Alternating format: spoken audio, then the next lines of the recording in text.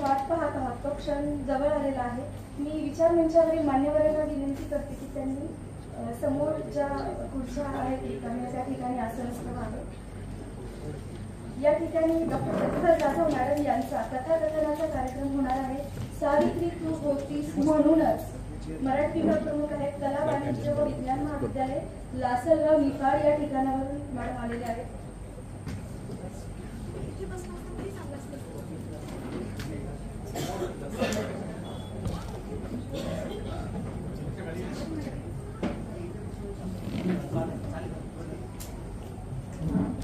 मान्यवरांना विनंती विचार मंचावरती आसनस्थ व्हावे। आदरणीय डॉक्टर प्रतिभा जाधव मॅडम।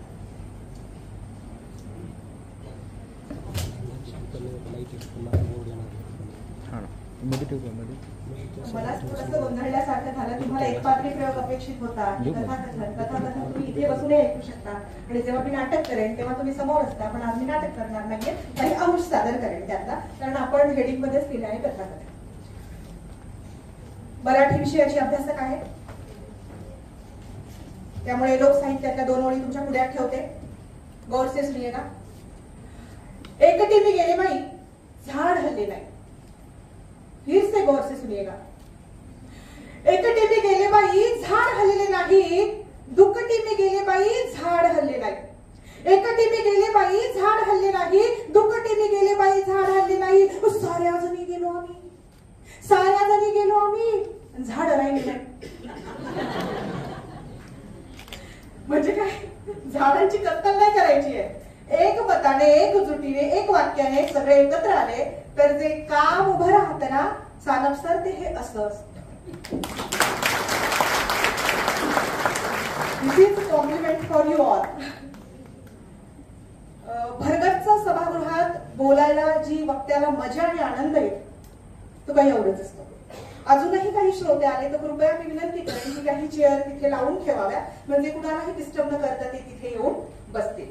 हे उभे असलेले माझेच पाय दुखायला लागतील। हा, तुम्ही बसून घ्या कुठेतरी, मागे चेअर सत्या घ्या ना, तुम्ही बसू शकता। तर आपण सगळ्यांना आधी छानपैकी स्थिर स्थावर होऊ देऊ, बसू देऊ मस्तपैकी, आणि मग आपण व्याख्यानाला सुरुवात करूया।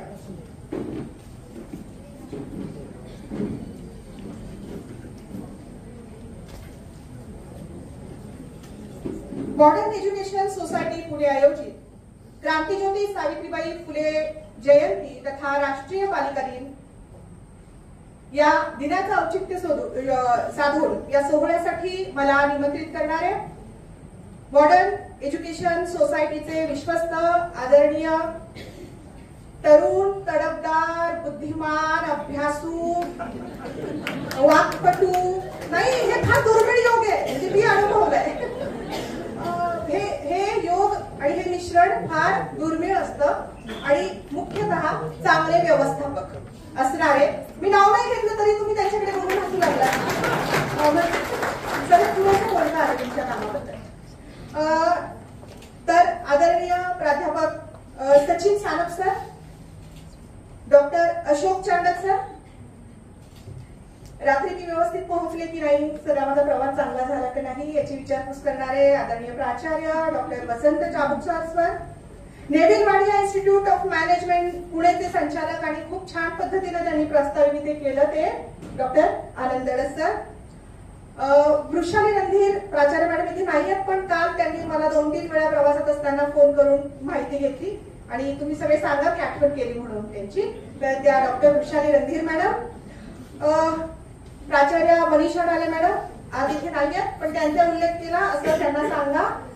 बहुधा आनंद चांडक सरांचं आगमन झालेलं आहे, तर अशोक सर ते आनंद निर्माण झाला तर आदरणीय अशोक चांडक सर इथे आले, त्यामुळे आनंदाच्या भरात झाला असावं, तर तुमचं स्वागत करते, म्हणजे दुर्मिळ योग असेल वक्ता स्वागत करतो।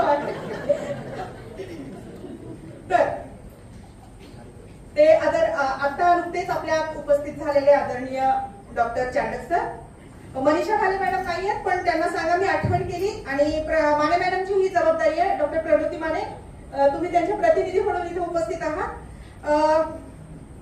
त्यानंतर इथला सगळा कर्मचारी वृंद, आणि विशेष मी उल्लेख करेन तो केलाच पाहिजे, काल रात्री उशिरापर्यंत इथं राबणारे, दमणारे, थकणारे, श्रमणारे हात ज्यांचे आहेत ते सगळे प्राध्यापक, विशेषतः आमचे विषय बंधू, मराठी विषय असणारे आदरणीय सविंदर घोगशे सर, उमा, फार तळमळीने राबलेली माणसं, त्यांच्याबरोबर असणारे ठाकरे सर, आणि ये लड़का बहुत बातूनी है, ये लड़का बहुत काम का भी है सर, ये अक्षय तो बहुत बात कर रहा था, हमने बहुत देर तक बात की, उसने इंस्टाग्राम फॉलो करके दिया, फिर मैंने सब कुछ देखा, मी म्हटलं आल्यानंतर की मी खूप अभ्यास करून आली आहे सर तुमच्या कॉलेजचा, आणि साधारण मी जिथे जाते तिथली पार्श्वभूमी समजून घेते, काही जायचं कुठे काही बोलायचं असं नसतं, जबाबदारीने वक्त्याने बोलावं. तर हे 4 राबणारे हात मला भेटले आणि सकाळी मला डबा नाश्ताही घोगशे सर व्यवस्थित भेटला. तर हे सगळे राबणारे हात मला हे माहिती असणारे 4 लोक सांगितली आहेत, यांच्याबरोबरही अनेक लोक होते, मला त्यांचे नावं माहित नाही, मला माफ करा, पण सर खूप डिवोटेड स्टाफ आहे तुमचा.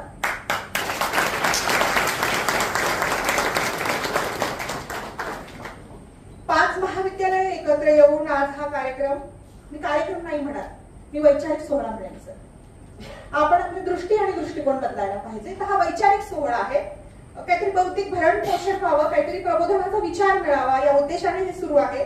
मला इथलं सगळ्यात चांगलं भावलं म्हणजे मी म्हटलं मला की मी अर्धा तास आधी येईन आणि मी चर्चा करेन इथल्या विश्वस्तांशी, स्टाफशी, ते कोणत्या अंगाने विचार करतात, काय उद्देशाने काय कार्यक्रम करतात. तर ज्या पद्धतीने माझी सानप सर आणि इतर सगळ्यांशी, निमकर सरांशी, पवले सरांची चर्चा झाली, रजिस्टर सरांची चर्चा झाली, इथे समतावादी वातावरण आहे जे अलीकडे फार दुर्मिळ होत चाललेलं आहे. ही गोष्ट मला खूप भावली. 1932 साली स्थापित झालेलं तुमचं हे महाविद्यालय, आणि हा अनेक चढता आहे. काल मी गुगलवर, इंस्टाग्रामवर सगळी माहिती घेतली. अगदी तुमचं अलीकडे स्वररंगमध्ये मिळवलेलं प्रावीण्य आहे ना, त्यासाठी मी तुमचं अभिनंदन करते, त्या विद्यार्थ्यांचं अभिनंदन करते. मी गाणी ऐकली, मी डान्स बघितले, मी तुमचं गॅदरिंगचं काही गोष्टी तिथे बघितल्या इंस्टाग्रामवर. भरगच्च कार्यक्रम करता, आनंद देता आणि घेता, शिकता आणि बुद्धिमत्तेचा विकासही इथे होतो. यश, प्रावीण्य खेचून आणणारे विद्यार्थी तुम्ही तयार केलेले आहेत, एक ध्येयवादी विद्यार्थी तुम्ही तयार करत आहात. वाडियासारख्या खूप मोठ्या महाविद्यालयात कधी मला बोलायची संधी मिळेल सर, मैंने कभी नहीं सोचा था. पण तुमची जी सकारात्मक काय म्हणूया दडपण, काही गोष्टी खूप छान पद्धतीनं आपल्या पुढ्यात येतात आणि हा सोहळा मी त्यासाठी समजते. तर तुमची जी अल्युमिनी आहे, माझे विद्यार्थी आहेत, ते अनेक क्षेत्रात, मी एक वाक्य वापरलं ताबुस्वर सरांशी बोलताना की सोशल इंजिनिअरिंग करता आहात तुम्ही एक प्रकारे. विविध क्षेत्रात तुमचे माझे विद्यार्थी आहेत आणि प्रामुख्याने नाव घ्यावे असे उल्लेखनीय, काल अक्षयही बोलत होता, Rajesh Khanna, Ulhas Pawar sir, then Romila Thapar, great इतिहास तज्ञ, त्यानंतर बोमन इराणी अभिनेता, आणि यासह अनेक नावं असतील. मला ज्ञात असलेली ही नावं मी इथे घेतलेली आहेत. मुलांनो, हा आदर्श आहे आपल्याला कुठे पोहोचायचंय. क्षेत्र कोणतीही असो, त्यात तुम्हाला बेस्ट व्हावं लागेल. नरेंद्र जाधवांच्या आमचा बाप आणि आम्ही या आत्मचरित्रातलं एक वाक्य मी तुम्हाला सांगते. बाबा मी काय करू असं जेव्हा नरेंद्र जाधव विचारतात त्यांच्या बाबांना, बाप म्हणजे रांगडागडी दामोदर जाधव, तू काय देव आहे लेका, तू काय देव आहे, चोरी केली ना तरी लोकांनी म्हटलं पाहिजे याच्यासारखा दुसरा चोरच नाही. म्हणजे फक्त उदाहरण घ्या, बेस्ट तुम्ही त्या क्षेत्रातले बेस्ट झाले पाहिजेत. म्हणजे चोर व्हावं असं वाटत नव्हतं, एक उदाहरण दिलं. त्या माणसाच्या अनुभव विश्वास जे आहे ते त्याने उदाहरण देऊन सांगितलं की तू कुठल्याही क्षेत्रात जा, त्यातला तू बेस्ट झाला पाहिजे. आपल्या सावित्रीबाई फुले पुणे विद्यापीठाचे कुलगुरू होते Narendra Jadhav sir, best the best त्या क्षेत्रात. तर असो, हे संदर्भाने आलं म्हणून मी सांगितलं. पुढे माझ्या विषयाला मी सुरुवात करते. तत्पूर्वी एका गमतीने, पण ती गंमत गंभीर आहे, आता तुम्ही कोणत्या अंगाने घेता मला माहित नाही, पण मी सांगते असं, हे माझं वैचारिक खाद्य आहे, हे माझ्या बरोबर असतं मी जिकडे जाते तिकडे. आणि एका महाविद्यालयामध्ये मी गेले, हे काळजाशी कवटाळलेलं आहे वैचारिक खाद्य सगळं. संयोजकांबरोबर मी चालले, जसं आता आम्ही आलो सगळे, आणि मी त्या मैदानात पोहोचल्याबरोबर पोरं मला पाहून पळायला लागली सैरा वेगानुसार. मला कळेच ना पोरं का पळताय. मी संयोजकांना म्हणले, काय हो सर एवढे थांबून आले, व्याख्यान म्हणले पोरं पळायला लागले काय. सर धीर गंभीरपणे म्हणाले, ते खूप अनुभवी असावे. ते म्हणाले, मॅडम हे असेच करतात नवीन प्राणी पाहिला. मला काही वाईट वाटायचं कारण नाही, मी मनुष्य प्राणी आहे, मी काही वाईट वाटून घेतलं नाही. कारण वक्ता प्रचंड जिवंत आणि जिवंत प्राणी असतो, तो बोलल्याशिवाय राहत नाही, ऐकवल्याशिवाय राहत नाही. मी पण त्याच पद्धतीत तयार झाले. तर मी म्हटलं ठीक आहे सर, पण काय हो म्हटलं, मी रजा टाकून आले, एवढा लांब प्रवास करून आले आणि त्या भीतर अशी बोलू काय, मला श्रोता पाहिजे. म्हणजे आदरणीय सानप सरांशी बोलताना पण पहिला प्रश्न माझा हाच होता, सर श्रोता किती असेल. तर ते म्हणाले की मॅडम काहीच काळजी करू नका, प्रचंड अनुभवी होते सर तुमच्यासारखे. तुम्ही आपल्याला कसं आणलंय, स्वतःवर आलात का रे, नक्की सांगा. मॅडम काहीच काळजी करू नका, त्या महाविद्यालयाला 2च गेट आहेत आणि एक गेट जवळ असे जाडजूड प्राध्यापक उभे केले.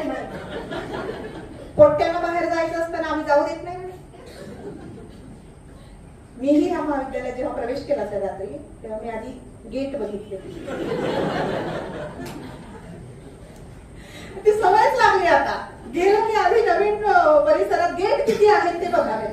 एक गेट मग शांतपणे बंद करायला सांगावं आणि एक गेट जवळ बंदोबस्त करावा. आपण हे गंभीर घेतलं असतो तरी त्याला एक गंभीर छटा आहे. आपण ऐकणं विसरून चाललेलो आहोत. सुनाना हर कोई चाहता है, सुनना कोई नहीं चाहता. ज्याच्या हातात माई तो म्हणतो माझंच ऐक. हो, ऐकायचं कुणालाच नाहीये, सगळ्यांना सांगायचंय, सगळ्यांना बोलायचंय. प्रॉब्लेम इथेच सुरू होतं, ऐकणं विसरलेलो आहोत आपण. तर खर तर काही वक्त्यांनी व्याख्यानाच्या धारणा बदलल्या आहेत मुलांच्या मनातल्या. काय बोलतात, कसं बोलतात, त्यामुळे मुलांच्या मनात काही नकारात्मकता निर्माण झाली असेल, मे बी होऊ शकतं. तर आपली जबाबदारी शिक्षक म्हणून ही आहे की मुलांचा कान तयार केला पाहिजे. आपण मुलांना ऐकणं शिकवलं पाहिजे. नॅचरल आहे मॅडम ते.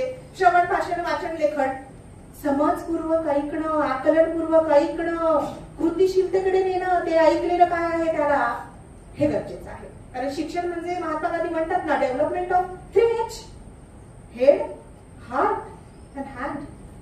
बौद्धिक, भावनिक आणि कार्यशक्तीचा विकास झाला पाहिजे. आपण फक्त बौद्धिक ज्ञान देऊन भागणार नाहीये, ते त्यांच्या कृतीत सहभाग त्यांचा वाढला पाहिजे. असो, मी आता तुमच्या पुढे गोष्ट सांगणार आहे. तुम्ही म्हणाल मॅडम हे काय आमचं गोष्ट सांगण्याचं, ऐकण्याचं वय आहे का? तर माणसाला आजन्म गोष्टीचं आकर्षण असतं. टायटल मध्ये लिहिले कथा, कथन, कथा सांगणार आहे. किती मस्त वाटतंय माहिती, इतके छान कान देऊन ऐकताय तुम्ही. गोष्टीचं आकर्षण आपल्याला बालपणापासून आहे, तर मरेपर्यंत राहतं. फक्त स्वरूप बदलतं. सिनेमे पाहता तुम्ही, OTTवर जाता तुम्ही, टेलिफिल्म पाहता, शॉर्ट फिल्म पाहता. कथाचं आकर्षण माणसाला आजन्म राहिलेलं आहे.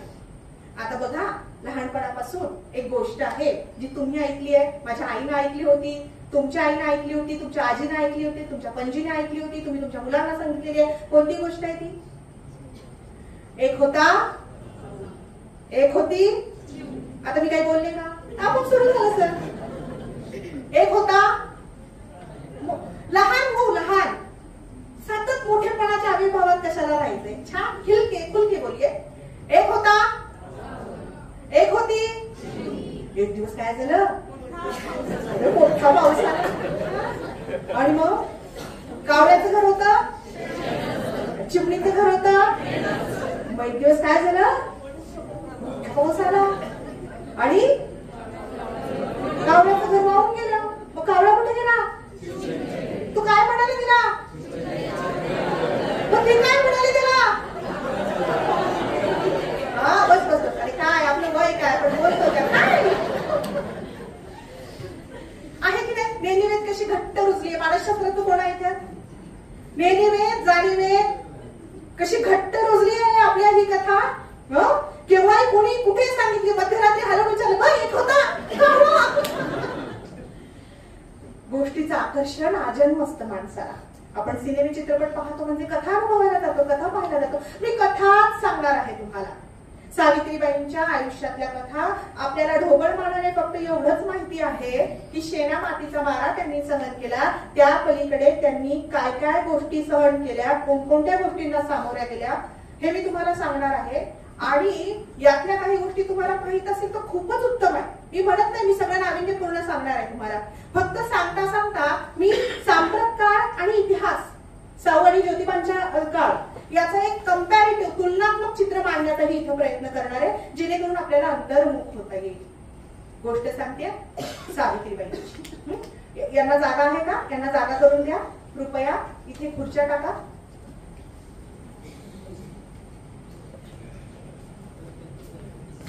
गोष्ट सांगते सावित्रीबाईंची. 3 जानेवारी 1831 साताऱ्यातल्या खंडोजी पाटलाच्या घरी ना गावी एक सुंदर गोरीपाट तरतरी नक्षत्रासारखी पोर जन्माला आली. तिचं नाव ठेवलं सावित्री. काय आनंद झाला बाय खंडोजी पाटलाला. गावभर साखर वाटली खंडोजी पाटलाला. मी गोष्ट सांगते 1831 मध्ये काय घडलं ते. त्यावेळी त्या बापानं गावभर साखर वाटली आणि आज आम्ही 2023 मध्ये पोटातच पोरी मारायला लागलो. स्त्री भ्रूण हत्या. म्हणून मला प्रश्न पडतो आपण कोणत्या दृष्टीने प्रगत झालेलो आहोत. 1831 मध्ये गोरी पान तरतरीत सुंदर पोरगी जन्माला आली. तिचं नाव ठेवलं सावित्री. गावभर साखर वाटली खंडोजी पाटलांनी. हे आनंद झाला. पहिली बेटी धनाची पेटी, पहिली बेटी तूप रोटी. जल्लोषात तिचं स्वागत करण्यात आलं. सावित्री वाढू लागली, हळूहळू मोठी होऊ लागली आणि एकदा गेली अमराईमध्ये गेली आणि तिथं तिच्या सवंगड्यांसोबत गेल्यानंतर तिच्या लक्षात आलं की एका झाडावर एक सुंदरसं घरटं आहे. त्या घरट्यात पांढरी शुभ्र अंडी आहेत. त्या अंड्यांकडे तिने पाहिलं आणि जवळच पाहिलं तर त्या अंड्यांच्या दिशेने झोपवणारा एक झेपावणारा एक विषारी माणूस. तळपाची आग मस्तकात गेली ते 6-7 वर्षाच्या पोरीची चिमुरडीची. काय करावं? अरे ती गरीब पक्ष्यांची अंडी खाणार म्हणजे त्यांच्यावर अन्याय की. काय करावं तिनं? सगळ्या पोरांनी त्या अंड्यांकडे त्या घरट्याकडे पाहिलं आणि पोरं धूम पळाली गावाकडं. घाबरली पोरं. सावित्री 6-7 वर्षाची सावित्री पाय रोवून उभी राहिली. तिथं गाची हल्ली नाही. अरे गरीब पक्ष्यांची अंडी खाणार म्हणजे त्यांच्यावर अन्याय. प्रचंड संताप झाला तिला. चीड आली आणि जवळच एक दगड पडलेला होता अंकुशदार. तो तिनं उचलला आणि धरला. त्या नागाला मारला. नाग सळसळ करत तिच्या दिशेनं खाली आला. तिच्या जवळ आला. तिच्या पायाजवळ आला. तिला तो चावणार डसणार तेवढ्यात बेभान झालेल्या सावित्रीनं जवळ एक लाकडाचा दांडगा पडला होता तो उचलला आणि दनादन त्या नागावरती वार करू लागली. सपासप वार करू लागली. काही क्षणात तो नाग गतप्राण होऊन तिच्या पायाजवळ पडला. तिला भान नव्हतं. मारताना त्याला ती म्हणत होती सोकावलास होय गरीब पक्ष्यांची अंडी खातो सोकावलास. थोड्या वेळाने किलबिल गलबल ऐकू आली. कसली होती ती मुलंजी गावाकडे गेली होती. ती आपापल्या आई बाबांना घेऊन आली. त्यात खंडोजी पाटील होते सावित्रीचे बाबा आणि सावित्रीच्या बाबांनी ते येऊन पाहिलं आणि एक दृष्टिक्षेप तिच्या त्या पायाजवळ पडलेल्या नागाकडे एक तिच्याकडे. शब्दांनी ओठांनी बोलले नाही खंडोजी पाटील, पण त्यांचं मन म्हणत होतं, त्यांचं चित्त म्हणत होतं ही पोर काहीतरी वेगळी बर का. ही साधारण पोरगी नाहीये. म्हणजे बघा तो काळ पण बाईच्या कर्तृत्वाचा आणि कर्तबगारीचा जाहीरपणे कौतुक करण्याचा नव्हता. आजही आहे का उमा? मला प्रश्न पडतो. कारण आजही आम्हाला समाज म्हणून, इथली पितृसत्ताक पद्धती म्हणून, इथली पुरुषी व्यवस्था म्हणून कर्तबगार बाई आवडत नाही, आवडलेली नाही. हे मी खूप जबाबदारीने बोलते आहे. मी पुरुषांविरोधात बोलणार नाही, बोलत नाही. मी इथल्या पितृसत्ताक व्यवस्थेविरोधात बोलते आणि हेही लक्षात घ्या बायांनो, गालातल्या गालात हसू नका. बाया स्त्रियांच्या बाजूने बोलतायत. पुरुष सत्ताक पद्धती ही मोठ्या प्रमाणात बायकांनी जोपासली आहे.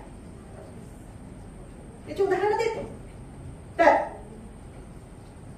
रविंद्र कुमार नावाचे कवी आहेत हिंदीतले. हिंदी का कौन है या? हिंदी के अध्यापक जी रविंद्र कुमार सुना होगा. रविंद्र कुमार म्हणतात औरतें बहुत अच्छी होती है.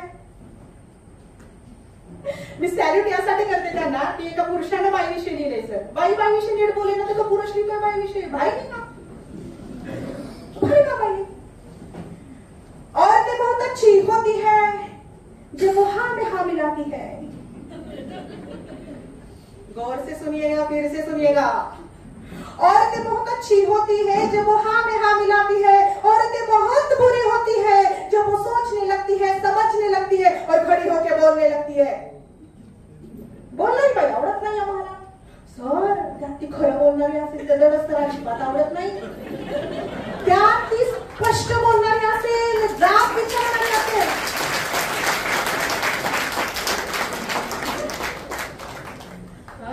अनुभवले वाटतं. त्यात ती स्पष्ट बोलणारी असेल, परखड असेल, सुनावणारी असेल, सत्यनिष्ठ असेल तर अजिबात आवडत नाही. कारण आपल्या मनामध्ये आदर्श नारीची प्रतिमा तयार करून ठेवली आहे. होय ना होय, डोईवर पदर, खाली मान, नजर समोर, असं काहीतरी तयार केलेलं आहे. मला उमा आल्यानंतर म्हणाली, मॅडम तुमचा हाच गेटअप राहणार आहे का कार्यक्रमाला? हो. तिने उत्सुकता म्हणून तिला एका बाजू वगैरे अपेक्षित असेल तर मी म्हणाले हो कळू देत सगळ्यांना. 9वारी पातळातून आम्ही 3 पीस मध्ये पण आलोय, येऊ शकतो. काय ना त्यात मराठीचा प्राध्यापक. काय माहिती मराठीच्या प्राध्यापक करण्याची काय दृष्टी आहे? अरे सुधरा ती दृष्टी यार. काय आहे हे? तीही डेव्हलप झाली पाहिजे. असो तर सावित्री हळूहळू मोठी होत होती. सावित्री 8 वर्षांची असेल. जवळच एक आठवडे बाजार भरायचा आणि सर अजून हसताय तर हीच बात खुशी. त्या विनोदात पुस्तक दिलं. अच्छा विनोदात आहेत अजून त्या. येस येस येस पुस्तक प्लीज या पुढचा किस्सा का. छान म्हटलं ना. कुणाला तरी माहिती आहे ते ही खूप चांगली गोष्ट आहे. कुणीतरी वाचून आलेला. तर 8 वर्षाची सावित्री आठवडे बाजारात गेली आणि येताना तिला दिसलं की फादर उभा आहे एका रस्त्याच्या बाजूला आणि तो रंगीत रंगीत पुस्तक अशी बारीक बारीक पुस्तकं वाटतोय सगळ्यांना. मोफत आपल्याला मोफत फार आवडतं. फ्री खूप आवडतं आपल्याला. एकावर एक मोफत, एकावर 2 मोफत असं खूप आवडतं. सावित्री छोटीशी तिला म्हटलं अरे फुकट पुस्तकं, त्यात पण रंगीत रंगीत चित्र आहे. मुलांना फार आकर्षण असतं रंगीत रंगीत चित्रांचं. ती गेली फादरचा तो झगावला आणि म्हणाली मला पण एक पुस्तक हवं. फादरला गंमत वाटली. पोरगी घाबरतच नाही कोणाला. सगळी गर्दीची मध्ये आली. बंटे मला पुस्तक हवंय. फादरने गमतीने तिला पुस्तक दिलं. असा आनंद झाला माया सावित्रीला. नाचत नाचत घरी आली. कुणाला दाखवून कुणाला नाही अशी गोष्ट ती काय करावं कळना. आणि जवळच अंगणात घरी गेल्या गेल्या पाहिलं तिने तर तिथं खंडोजी पाटील बाबा बसलेली आहे. असा आनंद झाला माय तिला. आपल्याला पण नवीन गोष्ट मिळाली, त्यात फुकट मिळाली. किती आनंद. आणि मग साधी चप्पल आपण घेतली तर आपण किती वेळा घालून बघतो ती. रात्री झोपताना, सकाळी उठल्यानंतर आम्ही केलं हे सगळं. आठवण नाही ते कंपल्सरी आहे. कंपल्सरी इंग्लिश सारखं. तर ती चप्पल वाढत नाही, कमी होत नाही. आपल्याला अप्रूप असतं, तिचं नाविन्य असतं. साधी गोष्ट. पुस्तक कुणाला दाखवून कुणाला नाही असं तिला झालं. नाचत नाचत माय सावित्री आली. बाबा बाबा बघा ना मी काय आणलंय. अहो बाबा बघा तरी मी काय आणलंय. बाबांनी तिच्याकडे एक दृष्टिक्षेप टाकला जळजळीत. तिच्या हातात पुस्तक पाहिलं. भयंकर संतापले. तळपायच्या मस्तकात गेली. बाबा उठले. पोरीचा आनंदाने चेहरा हा खुललेला. बाबा संतापात. बाबा उठले. दान दान पावलं टाकत तिच्या दिशेने गेले. तिच्या समोर उभे राहिले.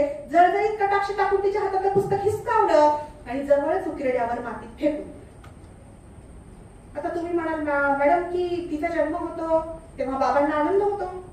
बाबा खाऊसाठी तिला पैसे देतात, खेळायला सोडतात, हवं नको ती गोष्ट तिला देतात. आणि पुस्तकच बघून काय बरं चिड यावी बाबांना. का चिड यावी बाबांना. मुलं महाविद्यालयीन मुलं मुली विद्यार्थी तुमच्याकडून मला उत्तर अपेक्षित आहे. आम्हाला तर माहिती आहे सगळं.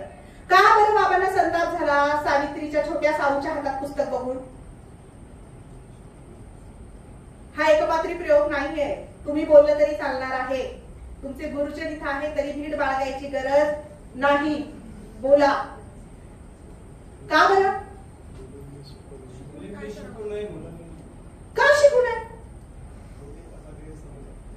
का मुलींनी का शिकू नये? मला उत्तर तिकडे इथे ना, इथं आपलं विचारचक्र सुरू झालं पाहिजे. आपण कुठून आलोय हा प्रवास करून इथपर्यंत पोहोचणारी ही क्रांती ज्योती आपल्याला प्रश्न पडत नाही. म्हणजे आपण बथ्थड झालेलो आहोत, आपण तरुण राहिलेले नाही आहोत. तुम्ही अकाली वृद्ध झालेला आहात. जर तुम्ही अस्वस्थ नाही आहात तर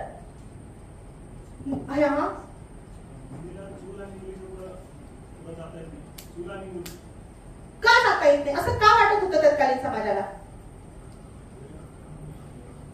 हे चांगला प्रयत्न आहे. आणखी कोणी प्रॉम्प्टर यू त्याला प्रॉम्प्टिंग करतोय, तू सांग.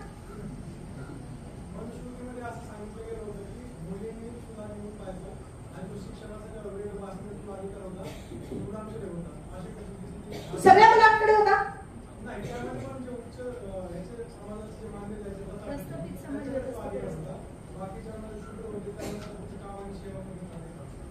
जी चातुर्वर्ण छान बरोबर.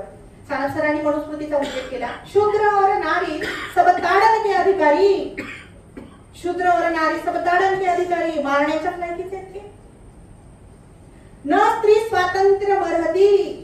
स्त्री स्वातंत्र्य देण्याच्या पात्रतेची लायकीची नाही. म्हणजे एकीकडे म्हणायचं यत्र नार्यस्तु पूजन्ते रमन्ते तत्र देवताः, आणि दुसरीकडे म्हणायचं ना स्वातंत्र्य अर्हती. बघा बरं का किती दांभिकपणा आहे हा. ही पोलखोल शिक्षणामुळे होऊ शकते. शिक्षणामुळे हे कळतं की आपल्या डोक्यात एक अवयव आहे, पदार्थ आहे, त्याला मेंदू म्हणतात. विचार करायचा असतो, मेंदू जागृत होतो, आपण विचार करू लागतो, आपल्याला प्रश्न पडतात, आपण अस्वस्थ होतो. आणि बायकांनी प्रश्न विचारलेले सोडवणार होतं का? म्हणजे त्यावेळी अवय उठवल्या होत्या की बाई शिकली तर काय होईल? दैवी प्रकोप होईल, जगबुडी येईल, पृथ्वीचा नाश होईल. जी बाई शिकली तिचा नवरा जेवू लागला की त्याच्या ताटात आळ्या वळवळताना दिसते. म्हणजे काहीतरी बालिशपणा. आणि हे सगळं खरं गृहीत धरून अवया अफवाच त्या. स्त्रियांना खरं कारण वेगळं होतं. आणि स्त्रिया अजूनपर्यंत काही जग बुडलं नाही, आपण सगळ्या शिकलो. तर हे सगळ्या अवया अफवा होत्या. आणि अज्ञानी माणूस अफवांवर चटकन विश्वास ठेवतो. आणि ही धारणा खंडोजी पाटलांची पण होती. मोरीच्या हातात पुस्तक म्हणजे अरे बापरे जगबुडी हे काय आगळी केली ना. त्या दिवशी सावित्रीनं हातपाय आपटले, ओरडली, भेकली, काहीही फरक पडला नाही. कारण ते तिचे बाबा होते. तू किती हट्ट करतेस बघ, आपण अलीकडे एक शिकलोय इमोशनल ब्लॅकमेलिंग, आई बाबांना करतो तसं. तिने काय केलं त्या दिवशी ती जेवलीच नाही. तिला वाटलं बाबा येतील, फार लाडपड पुरवतात ना माझे, आणि म्हणतील माय उठव जेवून घे, पुस्तक हवंय तुला आणून देतो. बाबा तिथेच ते बाबांनी काही पुस्तक आणून दिलं नाही. त्या दिवशी ती जेवली नाही, अस्वस्थ होती खूप, झोप येईना तिला. डोळ्यासमोर काय होतं? नुसतं पुस्तक. मग त्या दिवशी सगळे जेवले, झोपी गेले, निजानीत झाली. मुख्य घराचा दरवाजा उघडून ती बाहेर आली, त्या मातीकडे गेली तिथे जिथं पुस्तक फेकलं होतं, आणि आपल्या परकराच्या ओच्यात ते लपवलं आणि घरात घेऊन आली. लाहोल विलाहोल घरात घेऊन आली पुस्तक. आता काय करणार? असं ठेवणार, मेजेवर ठेवणार, कुठं खुर्चीवर ठेवणार असं होतं नाही. काय शोधलं तिने घरात आल्या? अडगळ शोधली. आणि त्या अडगळीमध्ये पाचटाची घरं असायची, लाकडाची घरं असायची.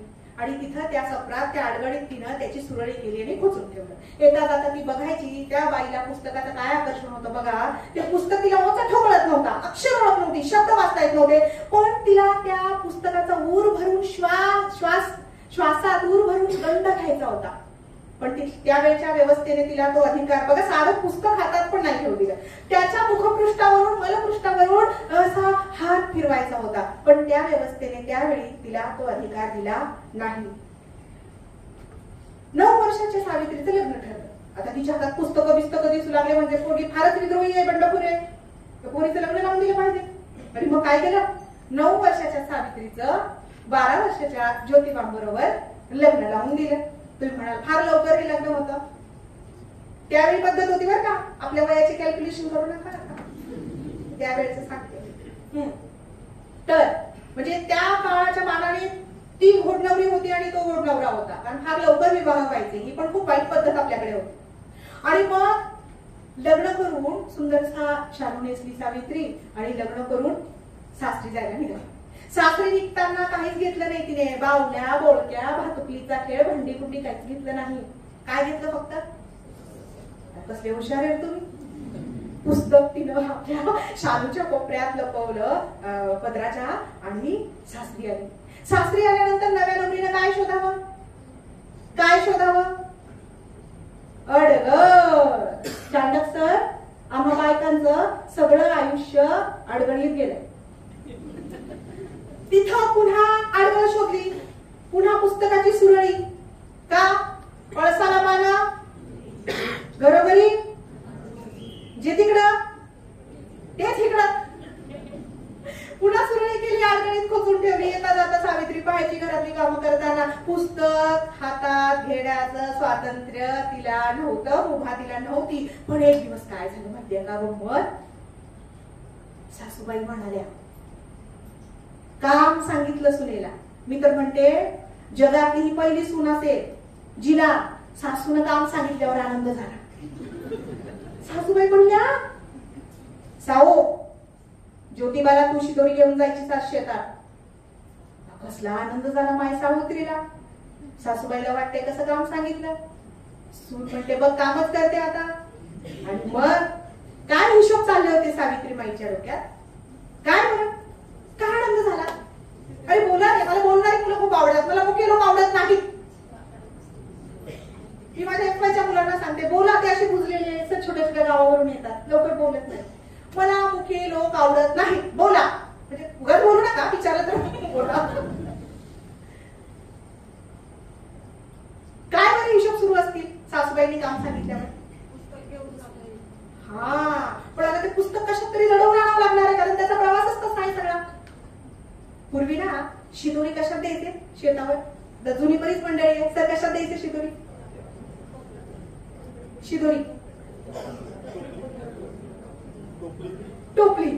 आणि टोपलीत काय राहते? काय म्हणतात त्याला? वेगवेगळ्या प्रदेशात वेगवेगळी. काय म्हणतात त्याला? उपरणा, धुडका, धडुका, काय म्हणत असतील ते. आपण धुडकं म्हणूया. एक रुमाल असा. हा रुमालाचा असा सुगंध येतो मा, फार सुगंध येतो, छान गंध. वास नका म्हणू, वास येतो म्हणे. आपण जनरली वापरतो. वास म्हणजे काय? दुर्गंध पण असू शकतो. सुगंध, सुवास, बक्षीसर. आणि मग ते उपरण अंथरलं, त्याच्यात भाकरी ठेवली, कालवण, भाकरी ठेवली, पुस्तक ठेवलं, गपचूप ठेवलं. सासूबाईला कळालं.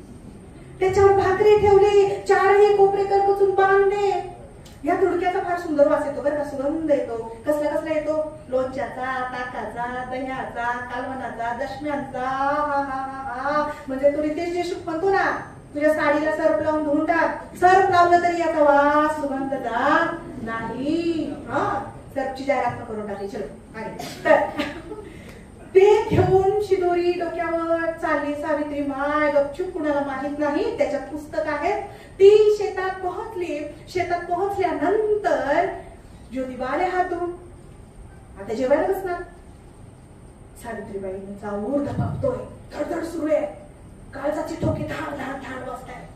आणि अशा वेळी त्यांनी ती शिदोरी उकलली, त्याच्यातून भाकरी काढली, त्याच्यावर कालवण मांडलं आणि हळूच कर पुस्तक काढलं. आता आपल्या जन्माचा साथीदार जे म्हणेल ते फुल अँड फायनल. बघा बरं का, त्या बाईनं काय काय सहन केलंय आपल्याला इथपर्यंत आणायला. आणि आपण पुसतो वेगळेच दगड धोंडे. मी जेव्हापासून सावित्रीबाई ज्योतिबा वाचले, मी करायचे एक वेळ, मी माझ्या पुरतं तत्व वापरून घेतले. मी कुठलेही दगड धोंडे पूजत नाही, कुठले उपास तापास करत नाही. मी म्हणत नाही की तुम्हीही करा, तुम्ही वाचा, तुमची विवेक बुद्धी जर जागृत झाली तर तुम्ही हे करू शकता. मी अजिबात ते करत नाही. मी एकेकाळी करायचे, मी वाचले. कारण शिक्षण घेण्याचा अर्थ तोच आहे ना, तुमची विचारशीलता आणि कृतीशीलता बदलली पाहिजे. तुमचं शिक्षण आणि तुमची कृती, वागणं जगणं हातात हात धरून चाललं पाहिजे. म्हणजे एकीकडे विज्ञान शिकवायचं आणि काहीतरी अवैज्ञानिक करायचं, हे पटण्यासारखं नाहीये. शिक्षण म्हणजे काय समजून घ्या. आणि मग सावित्रीबाईंनी पुस्तक बाहेर काढलं. हातात पहिलाच घास घेतलाय ज्योतिबांनी. ज्योतिबा पहिलाच घास तोंडात घेणार. ठोस त्यांचं लक्ष गेलं तिच्या हातातल्या पुस्तकाकडे. मोठा झटका बसला त्यांना तिच्या हातात पुस्तक बघून. हातातला घास हातातच राहिला, विसरून गेले सगळं. काय ग साऊ, पुस्तक आणलंस तो? शब्द गिरवायचे तुला? अगं अक्षर गिरवायचे, शिकायचे तुला? अगं बळ शिकायचे साऊ तुला? हो हो हो म्हणत माझ्या बाईस सावित्रीला होकारा दिला आणि तिथं शेतातल्या मातीच्या त्या पाठीवर काडीच्या लेखणीनं आपली बाईस सावित्री शिक्षित होऊ लागली. शिक्षणानं माणसाला अस्वस्थता येते, त्याला प्रश्न पडू लागतात. सावित्री शिकली, लिहू लागली, बोलू लागली, वाचू लागली, पण सावित्रीबाईला प्रश्न पडला जो शिक्षणामुळे पडलाच पाहिजे होता. आपल्याला अलीकडे प्रश्न पडत नाही, हे प्रचंड दुर्दैव आहे. आपण ते विचारत नाही, आपण त्याचा पाठपुरावा करत नाही. आपलं शिक्षण कुचकामी होत आहे का? कसलं भय आहे, भीती आहे आपल्याला? तर सावित्रीबाई ज्योतिबांना म्हणाल्या, शेठजी, त्या शेठजी म्हणायचे, नातं फार सुंदर होतं त्यांचं. आणि तुम्हाला माहितीये, ज्योतिबा सावित्रीबाईंना बाई म्हणायचे आणि आहोदाहो घालायचे. किती आत्मीय आदर. आणि त्या शेठजी म्हणायचे. आणि मग शेठजी मी शिकले, पण इथल्या अज्ञान आणि अन्यायाच्या खोल खोल काळ्या कुट्ट करते माझ्या माय बहिणी कितीतरी युग खितपत पडलेले आहेत. त्यांचं काय? त्यांना कोण शिकवणार? आता मी हे जे सांगते ना, वेळेच्या अभावाने मी जे काही एका मिनिटात, एका सेकंदात काय सांगते आहे 2-3 मिनिटात, ते एका 2-3 मिनिटात घडलेलं नाही. त्याच्यासाठी खूप मोठा काळ जावा लागलाय. 1 जानेवारी 1848 रोजी पुण्यातल्या भिडेवाड्यात पहिली मुलींची शाळा सुरू झाली. 6 मुलींचे प्रवेश झाले होते. आणि मला खूप आनंद वाटतोय, सानप सरांनीही त्याचा उल्लेख केला की आज पुण्यात उभं राहून सावित्रीची लेख, सावित्रीची कथा सांगते, तिचं चरित्र सांगते, तिचा अवघ प्रवास सांगते. अशा काळात सांगते की त्या भिडेवाड्याचं राष्ट्रीय स्मारक व्हावं म्हणून एक बुलंद लढा दिला, दीर्घकाळ प्रलंबित लढा दिला आणि त्याचा आता राष्ट्रीय स्मारक होते. त्या काळात मी तुम्हाला सावित्रीबाईची गोष्ट सांगते. हे माझ्यासाठी खूप प्रेरक आणि आनंदाचं आहे. तर 1 जानेवारी 1848 मध्ये पुण्यातल्या भिडेवाड्यामध्ये ही शाळा काढली. मी भिडेवाडा पाहिला तर 4 वर्षापूर्वी आले होते. खूप रडले होते त्याची परिस्थिती बघून, कोसळतो. आणि नंतर मी सकाळमध्ये जेव्हा लेखमाला माझी सुरू होती दैनिक सकाळमध्ये, तेव्हा मी लिहिलं होतं इथून गेल्यानंतर की भिडेवाडा कोसळतोय मित्रांनो. प्रचंड अस्वस्थ होऊन लिहिलेला लेख होता की जिथे आपली सुरुवात झाली ते असं उद्ध्वस्त होत आहे, कोसळत आहे. माझा नवरा माझ्या बरोबर होता त्यावेळी, माझी मुलं होती. आम्ही अशा ऊर्जास्थानी भेट देतो. ही ऊर्जा स्थळ आहे आपली, बलस्थानं आहेत आपली. आणि तिथे बघून खूप उचमळून आलं, मला रडायला आलं. आणि मी म्हटले की बाबा वरती जायची माझी काही हिंमत नाही होते, ते सगळं पडतंय, सप्र वगैरे ते सगळी. या पायऱ्यांजवळ सागाच्या पायऱ्या होत्या त्याला. आता तुम्ही जर पुण्यात राहून ते पाहिलं नसेल तर तुमच्यासारखे दुर्दैवी तुम्हीच आहात, कारण आता ते नाही, त्या पायऱ्या नाही आहेत.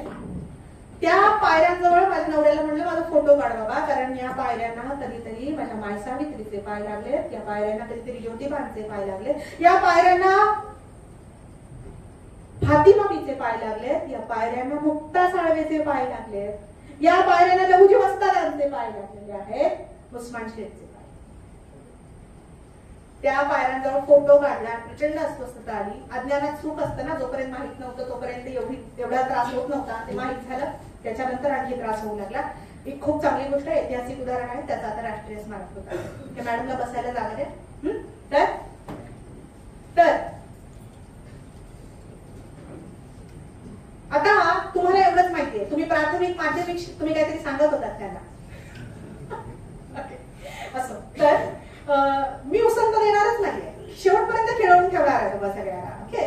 तर 1 जानेवारी 1848 मध्ये पुण्यातल्या भिडेवाड्यामध्ये मुलींची पहिली शाळा काढली. हे आपल्याला ढोबळमानाने माहितीये. तुम्ही मी प्राथमिक माध्यमिक शाळेत भाषणं ठोकलेली आहेत. काय भाषणं केलेली आहेत आपण? की दगडधोंड्यांचा मारा त्यांना सहन करावा लागला. अरे या पलीकडे पण काहीतरी घडत होतं साऊ माय बरोबर, ऐकायचंय तुम्हाला. रोज त्या जायच्या, डोईवर पदर, काळजाशी पाठी पुस्तक कवटाळलेली, आणि रोज त्यांचा त्या फुलेवाडा, गंजपेठेतला फुलेवाडा पाहिला. किती लोकांनी पाहिला फुलेवाडा?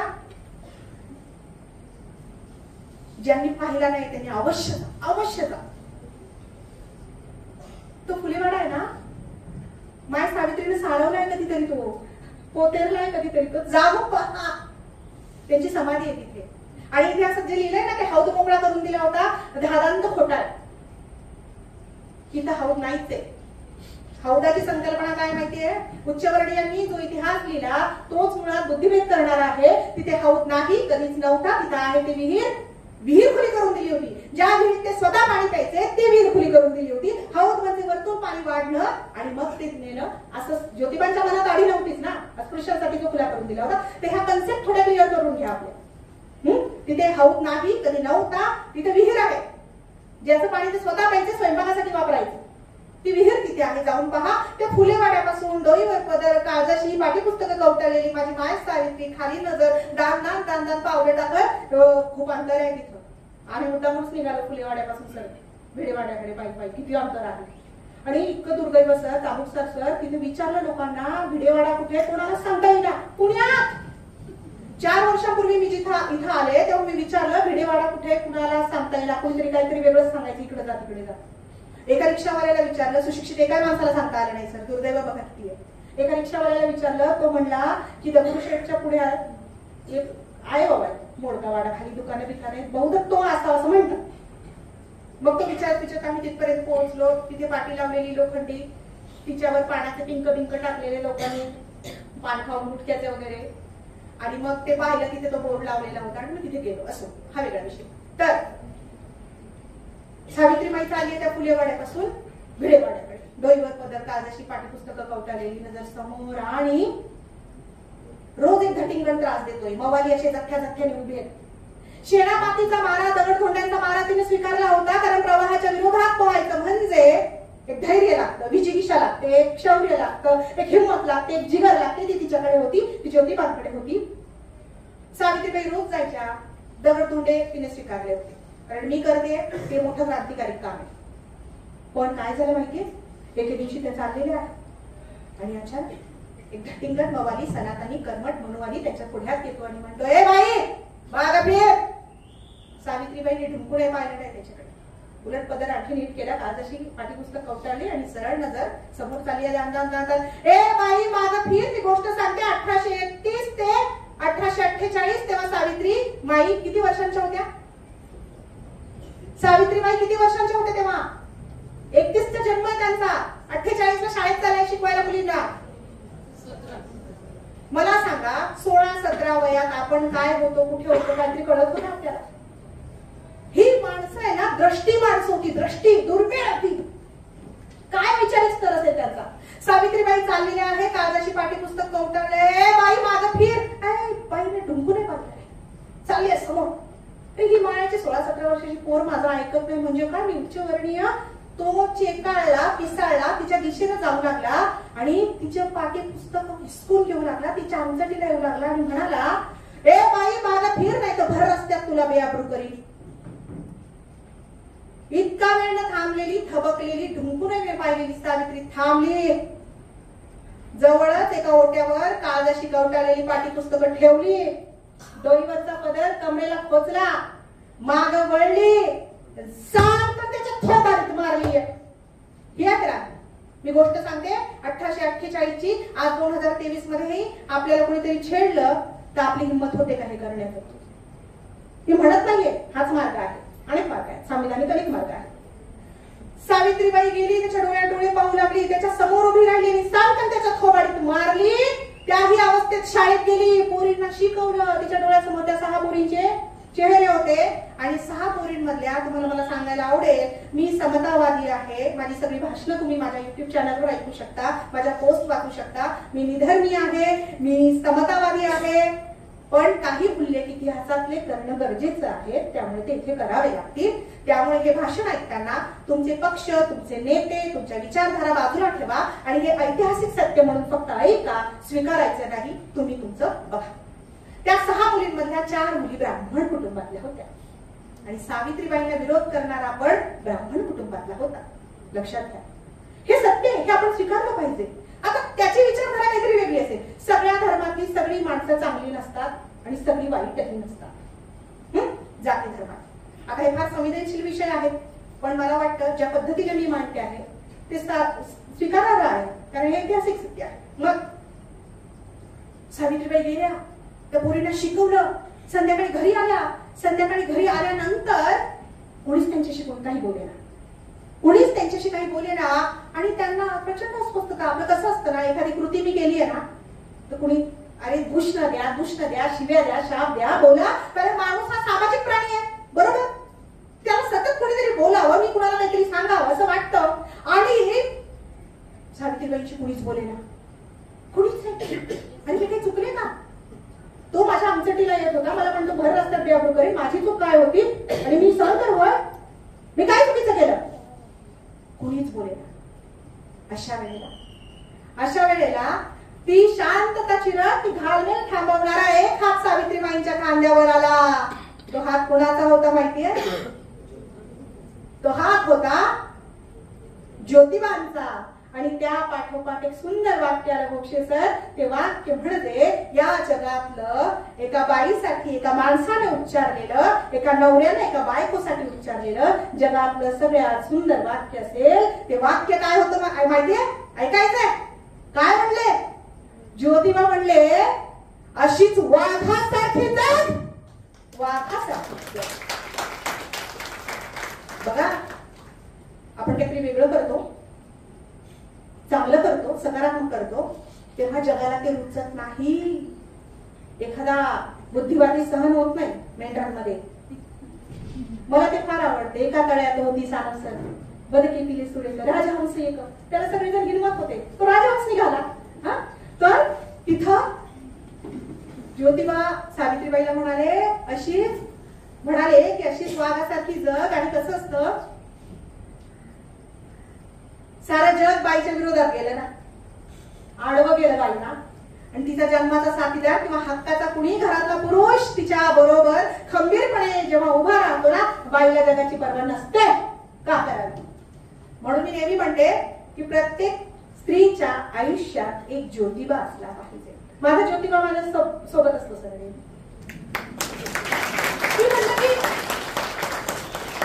मी फक्त प्रबोधनाची भाषणं ठोकायची, दिसायला नको लोकांना. पाय रोवून घट्ट माझ्या बरोबर मी परदेशात गेली असेल, मी महाराष्ट्राच्या कानाकोपऱ्यात असेल, माझा नवरा माझ्यासाठी रजाट टाकून माझ्या बरोबर असतो. प्रत्येकीच्या आयुष्यात नॉट नेसेसरी तो नवराच असेल, तो मित्र असेल, भाऊ असेल, काका असेल, मामा असेल, आजी आजोबा, कोणी आजोबा असेल, वडील असतील, कोणीही असेल, एक ज्योतिबा आपल्याकडे असला पाहिजे. मला खूप बरं वाटलं, नाही तर खूप ठिकाणी असं असतं सांगा सर, बाई बोलणार आहे, बायांचा विषय, बायांना द्या बसू, मुलींना द्या बसू. इथं खरं तर हे ना मुलींना नको, हे मुलांना ऐकवलं गेलं पाहिजे. तर इथं बरं झालं, मुलंही आहेत. मला खूप बरं वाटलं, हे चांगलं चित्र आहे. म्हणजे प्रश्न आमचे, समस्या आमच्या, आम्हालाच सांगा, आमचंच प्रबोधन करा. त्रास देणारे वेगळे, म्हणजे काय समीकरण आहे मला काही कधी कळलेलं नाही. असं तर मग काय झालं? ज्योतिबा आणि सावित्रींचं काम थांबवण्यासाठी प्रचंड प्रयत्न झाले. एक दिवस हे दोघी शाळेत गेलेले असताना तिथे सगळी बहुत मंडळी आली. ती म्हणाली, गोविंदा, गोविंदराव गोरे, ज्योतिबांचे वडील, गोविंदा, अरे तुझ्या सोन्यानं आणि पोरानं ही काय ठेर लावली आहेत म्हणे, बहुजनांना शिक्षित करण्याची ती बंद कर हो, नाही आता आम्ही तुला वाईट टाकू. गोविंदा. गोविंदराव घाबरले. कारण माणसाला समाज मान्यतेची भूक असते. माणूस समाजशील प्राणी आहे. बहिष्कार म्हणजे भयंकर अस्त्र आहे. वाईट टाकू, बहिष्कार टाकू. ज्योतिबांचे वडील म्हणाले, असं काही करू नका. ते दोघे आज सायंकाळी आले की मी त्यांना समजावून सांगतो. सायंकाळी ते घरी आले. गोविंदराव बोले, हाताची मागे हात बांधलेले आणि एरझाऱ्या मारल्या, प्रचंड अस्वस्थ होऊन. हे दोघं आल्यानंतर पहिलं पाऊल घरात टाकणार तितक्यात ते म्हणाले की तिथेच थांबा. दोन पर्याय मी आज तुमच्या पुढे ठेवतो, त्यातला एक पर्याय निवडायचा, लगेच निवडायचा. दोघांची तर मानसिक तयारी केव्हाच होती की आपल्याला काहीतरी चांगलं करायचं म्हटल्यानंतर असे विरोध होणार आहे. बोला. दोन पर्याय तुमच्या पुढे ठेवतो, हे घर सोडायचं नाही तर समाजकार्य सोडायचं. कोणता पर्याय निवडला असेल त्यांनी? घर सोडलं. नेसत्या वस्त्रांशी ज्योतिबा आणि साऊबाईनं घर सोडलं. चंद्रमौळी झोपडीत त्यांचा संसार सुरू झाला. एकदा स्वतःच्या संसारावर तुळशीपत्र ठेवलं आणि समाजाचा संसार करण्यासाठी बाहेर पडले. एके दिवशी सकाळी ज्योतिबा बाहेर गेले. जाताना अगदी साधारण होत्या सावित्रीबाई. पण ते जेव्हा परतून आले तेव्हा त्यांनी पाहिलं की त्यांचा चेहरा खूप रडलेला आहे, प्रचंड रडलेला. काय झालं? ते ज्योतिबांशी बोलले ना, बाई काय झालं? ज्योतिबा म्हणाले, बाई एक नाही दोन नाही, अहो बाई सांगा तरी काय झालं? आणि रडायलाच लागले अक्षरपक्षी सावित्रीबाई. बाई काय झालं सांगा, कुणी आलं होतं, काही बोललं तुम्हाला, काय झालं? काय तुम्ही सांगितल्याशिवाय कसं कळेल मला? सावित्रीबाईंनी डोळे पुसले आणि त्या ज्योतिबांना म्हणाल्या, शेठजी सकाळी कचरा कुंडीवर गेले होते आणि त्या कचरा कुंडीवर एक भयंकर काळीज विदीर्ण करणारं चित्र मी पाहिलं. एक नुकतंच जन्मलेलं गर्भ फेकले आणि त्याचे लचके कुत्रे तोडताय म्हणा. त्या बाळाचा काय दोष? त्याचे आई बाबा कुठे गेले? त्याच्या आई बाबांना त्याच्याविषयी प्रेम वाटत नाही. त्या बाळाला असं कुत्र्याचं खाते म्हणून का टाकलं उकरड्यावर? आणि पुन्हा समक्ष रडायला लागल्या. आता ज्योतिबांना कधीतरी हे सावित्रीबाईंना सांगावंच लागणार होतं. त्यांनी डोळे घट्ट मिटले आणि ज्योतिबा म्हणाले, हा समाज बाईला धड जगू देत न मरू देत. पूर्वी सतीची चाल होती, भयंकर होती. म्हणजे मला प्रश्न पडतात, सर आपला वेळ जास्त होतोय का? मला सांगा बरं का, थांबू का? नाही. ओके. तर सतीची चाल लॉर्ड बेंटिंगने बंद केली. राजा राममोहन रॉय पुरुष होते आणि यांनी महिला कल्याणाची कामं केली. म्हणजे मला प्रश्न असा पडतो, नवरा मेला की बाईला सती द्यायचं? त्याच्या सरणावर सरण मांडलं की तिच्या जिवंत बाईच्या मांडीवर त्या मृत नवऱ्याचं डोकं ठेवायचं आणि खाली पेटवून दिलं जायचं. पापडासारखं भासलं जायचं तिला. ती ओरडायची, किंचाळायची, पण तिचा आवाज सर्वसामान्यांपर्यंत जाऊ नये म्हणून मोठमोठे नगारे वाजवले जायचे आणि मोठमोठे बांबू घेऊन चारी बाजूला लोक उभे असायचे. तिला बाहेर यायचं असायचं आणि ते बांबूने मध्ये लोटायचे तिला. किती भयावह आहे. मग हा न्याय जर बाईला असेल तर बाई मारल्यानंतर एकही सता गेल्याचा आपल्या ऐकिवात नाही. तिचा नवरा मेल्यानंतर कोणत्या बाईला वाटतं आपला नवरा मरावा? तिचा नवरा मेल्यानंतर तिला पांढऱ्या पायाची म्हणायचं, तिला कपाळ करंटी म्हणायचं. पण एकाही माणसाला ही दुष्ण लावलेली माझ्या कुठेच कधीच ऐकिवात नाही, लावावे असं मला वाटत नाही. हे आपल्याकडे आहे, हे चित्र आपल्याकडे दिसतं. ह्या धारणा आजही आहेत बरं का, आणि त्या धारणा बदललेल्या नाहीयेत ह्या. म्हणजे मला तर खूपदा वाटतं की आपण बरोबरच फक्त अत्याधुनिक झालेलो आहोत. ब्रँडेड कपडे वापरतो, ब्रँडेड फोन वापरतो, ब्रँडेड शूज वापरतो, ऑल थिंग्स ब्रँडेड. बट आपले विचार ब्रँडेड नाही आहेत. आपले विचार अजून ब्रँडेड झालेले नाही आहेत. तर सावित्री आणि ज्योतिबांनी सावित्रीबाईंनी या सगळ्या गोष्टी सांगितल्या की मुलींची बालाजरट विवाह असायचे, पूर्वी लवकर लग्न व्हायचे. तो तिच्या काका मामाच्या आजोबाच्या वयाचा असायचा आणि ती काहीतरी 14-14 वयाची, त्याच्याबरोबर तिचा विवाह. काकस्पर्श सारखा सिनेमा पाहिलाय तुम्ही? हा.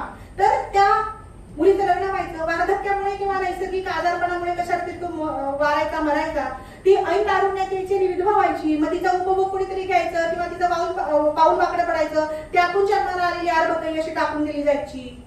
हे सगळं ऐकल्यानंतर सावित्रीबाई म्हणाल्या ज्योतिबांना, शेठजी पण आपण यासाठी काहीतरी केलं पाहिजे ना, आपण काहीतरी करू शकतो. ज्योतिबांनी लेखणी घेतली आणि एका बोर्डवर लिहिलं. 1858 ची गोष्ट सांगते मी तुम्हाला. कोणीही या आणि आमच्या घरात गुप्तपणे बाळंत होऊन जा. त्यांनी स्वतःच्या राहत्या घरात बालहत्या प्रतिबंध गृह आणि विधवाश्रम सुरू केला. आणि फक्त बोर्ड लावून नाही थांबलेलो.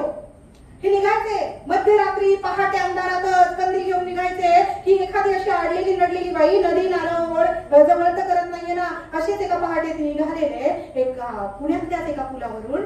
हातात कंदील आहे. यांना मित्रांना शोधा बरे, यांना काही झोपा येत नव्हते. हो, आपल्यासाठी जागे होते आणि आपल्याला फक्त एवढंच माहिती, दगड धोंडे आणि बस एक इव्हेंट असतो आणि काहीतरी सावित्रीबाईंना नमस्कार करायचा. आपलं जगणं झालं पाहिजे, हे यांचे विचार, हे आपलं जगणं झालं पाहिजे हे आपल्याला अजून कळलेलं नाही. ते होत नाही. शिक्षण आणि आपलं वागणं ना हातात हात धरून चाललं पाहिजे. ते होत नाही. एकीकडे तुम्ही फार प्रगत असल्याचं दाखवता आणि दुसरीकडे इतका दांभिकपणा असतो तुमचा की बस हे दिसायला नको. तुम्ही आहात ना आतून बाहेरून एकच असलं पाहिजे. ठीक आहे, तुम्ही प्रतिगामी असाल, पुरोगामी असाल, पण धडधडीत दिसू देत ना काय.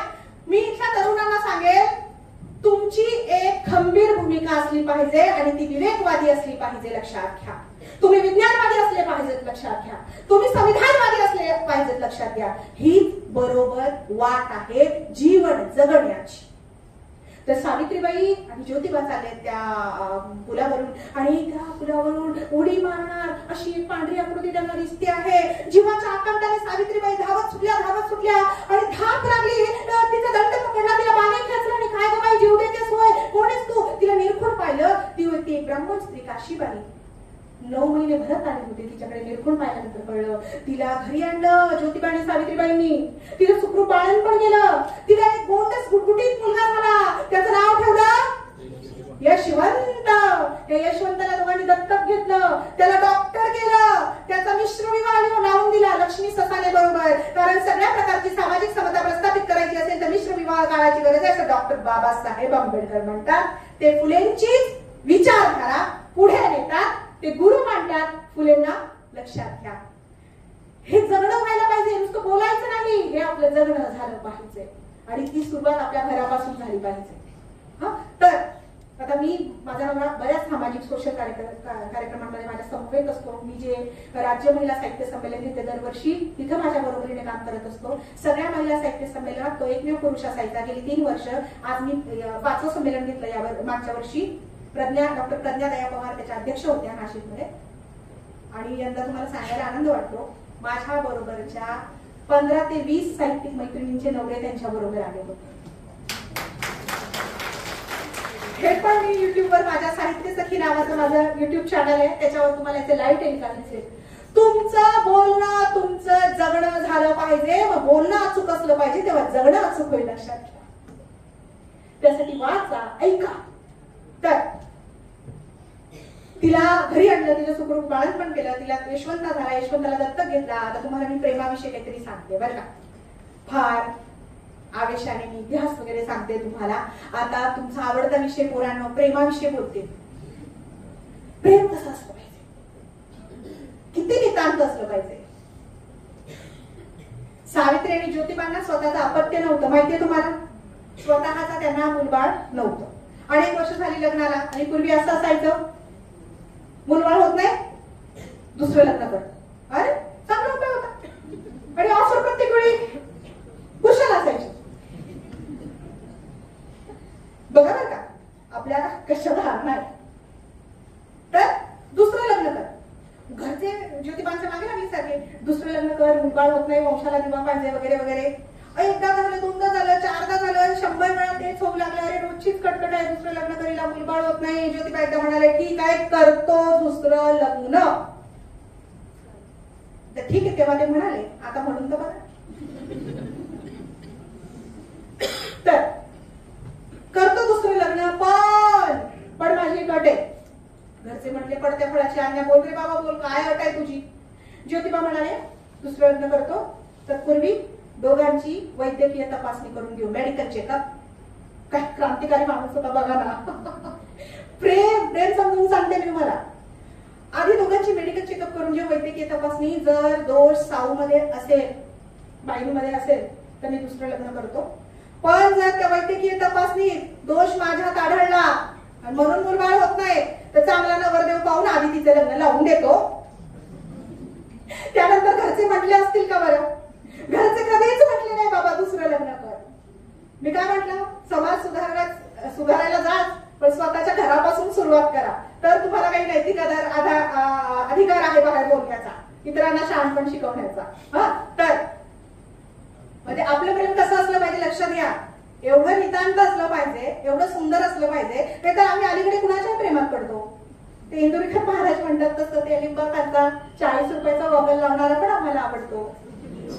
पण तो काय शिकलाय, त्याचं करिअर काय आहे, एज्युकेशनल क्वालिफिकेशन काय आहे, त्याचं प्रोफेशनल क्वालिफिकेशन काय आहे, तो काय नोकरी करतो, तो लॉंग टर्म मला सुखात ठेवू शकेल का? जाऊ दे सुखाचं, त्याने काही बघता नाही घेतलेला प्रत्येक वेळी. तो मला माझं स्वातंत्र्य तरी देईल का? आपण समतेचं भाष्य करतो ना. तो मला माझं वावरण्याचं, नोकरी करण्याचं, शिकण्याचं, बोलण्याचं सगळं स्वातंत्र्य देईल का? समविचारी असेल का? नसेल तर मला घडवता येईल का? तो स्वीकारेल का? प्रेमाच्या व्याख्या काळानुरूप बदलत गेल्या आहेत आपण पण क्षणिक मोहात न पडता प्रेम या उदात्त भावनेकडे त्या दृष्टीने तसं पाहिलं असो. तर 1890 मध्ये ज्योतिबा गेले. मी आता शेवटाकडे येते. 1890 मध्ये पक्षाघाताचा झटका आला आणि ज्योतिबा गेले. 1897 मध्ये प्लेगची एक भयंकर साथ पुण्यात आली.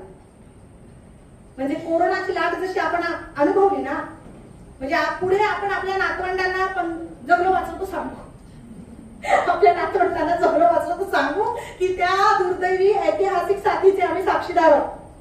जसं प्लेगची साथ इतिहासात लिहिली गेली ना, आता मरी म्हणायचे तेव्हा त्याला मरी. आपल्याकडे पण मरी चालू होती की 20-21 ला. गावाची गावं कुटुंब नावशेष झाले हो. आम्ही पण पूर्ण कुटुंब त्यात होतो. आणि त्याच्या पुढची मी बोनस लाईफ गृहीत धरते आणि मी सुसाट लिहित सुटले, बोलत सुटले सर, पण जरा भान ठेवू ना. तर हे सगळं बोनस लाईफ आहे. कधी काय आपल्याला काय होईल काही सांगता येत नाही. तर दुसरी गोष्ट, 1890 ला ज्योतिबा जेव्हा गेले तेव्हा सावित्रीबाईंनी त्यांना शब्द दिला होता, तुम्ही आणि मी जोमानं नेटानं सुरू केलेले सत्यशोधक समाजाचा काळ मी या जोमानं नेटानं सुरू ठेवीन. ज्योतिबा गेले तेव्हाही सावित्रीबाईंना क्रांती करावी लागली. ज्योतिबांचं शव असं समोर ठेवलेलं आहे. वयाचे 60 वर्ष पूर्ण केले होते सावित्रीबाईंनी तेव्हा. आणि शून्य होऊन बसलेल्या आहेत, भिंतीला पाठ टेकून बसल्या. आणि कुठेतरी भांडणाचा आवाज आला म्हणून ते जरा अस्वस्थ झाले की अरे ज्योतिबा इथे गेले, त्यांचं शव ठेवलेले, कोण भांडतंय अशा वेळेला. त्यांनी सुरुवातीला दुर्लक्ष केलं. नंतर ते भांडण जरा जास्त वाढलं म्हणून त्यांनी पाहिलं तर ज्योतिबांचे पुतणे आणि ज्योतिबांचा दत्तक पुत्र यशवंता यांच्यामध्ये भांडणं चालली होती. पण भांडणं कशासाठी चालली होती? तर ज्योतिबांचे पुतणे म्हणत होते, आम्ही त्यांच्या रक्तनात्याचे आहोत, तू कसला दत्तक अनवरस, तू टिटवं पकडायचं नाही. टिटवं म्हणजे काय? टिटवं म्हणजे काय? हिंदू धर्मात एक पद्धत आहे, म्हणतो मृत व्यक्तीच्या शवासमोर टिटवं धरून. तुम्ही म्हणाल मॅडम किती सोपं आहे, कुणी धरा त्याला काय? हा कॅल्क्युलेशन आहे बेटा. का? टिटवं धरलेला व्यक्ती त्या मृत व्यक्तीच्या संपत्तीचा वारसदार असतो. पैसा बोलता है. ती मुलगी म्हणाली हो बघ असे. तर लक्ष ठेव. तर टिटवं धरून कोण चालणार? तुम्ही म्हणाल मॅडम ते तर नेसत्या वस्त्रांशी घराबाहेर निघाले होते. अरे मला माहितीये, बौद्धिक ताकद तर आपल्याकडे पाहिजे, शारीरिक ताकदही पाहिजे. ज्योतिबांनी शरीर कमावलं होतं, पैलवान होते ज्योतिबा, माहितीये का? आम्ही चालले कीर्ती मार्ग क्रांती करायला नाही. बौद्धिक दृष्ट्या जितके सक्षम होते ना, ते शारीरिक दृष्ट्या तेवढे सक्षम होते. रामदागडी होता, घाबरायचे नाही कुणाला. रामोशी आले होते त्यांना मध्यरात्री मारायला. रामोशांमध्ये पण परिवर्तन, बौद्धिक पण किती भरण पोषण होतं बघा. लक्षात घ्या.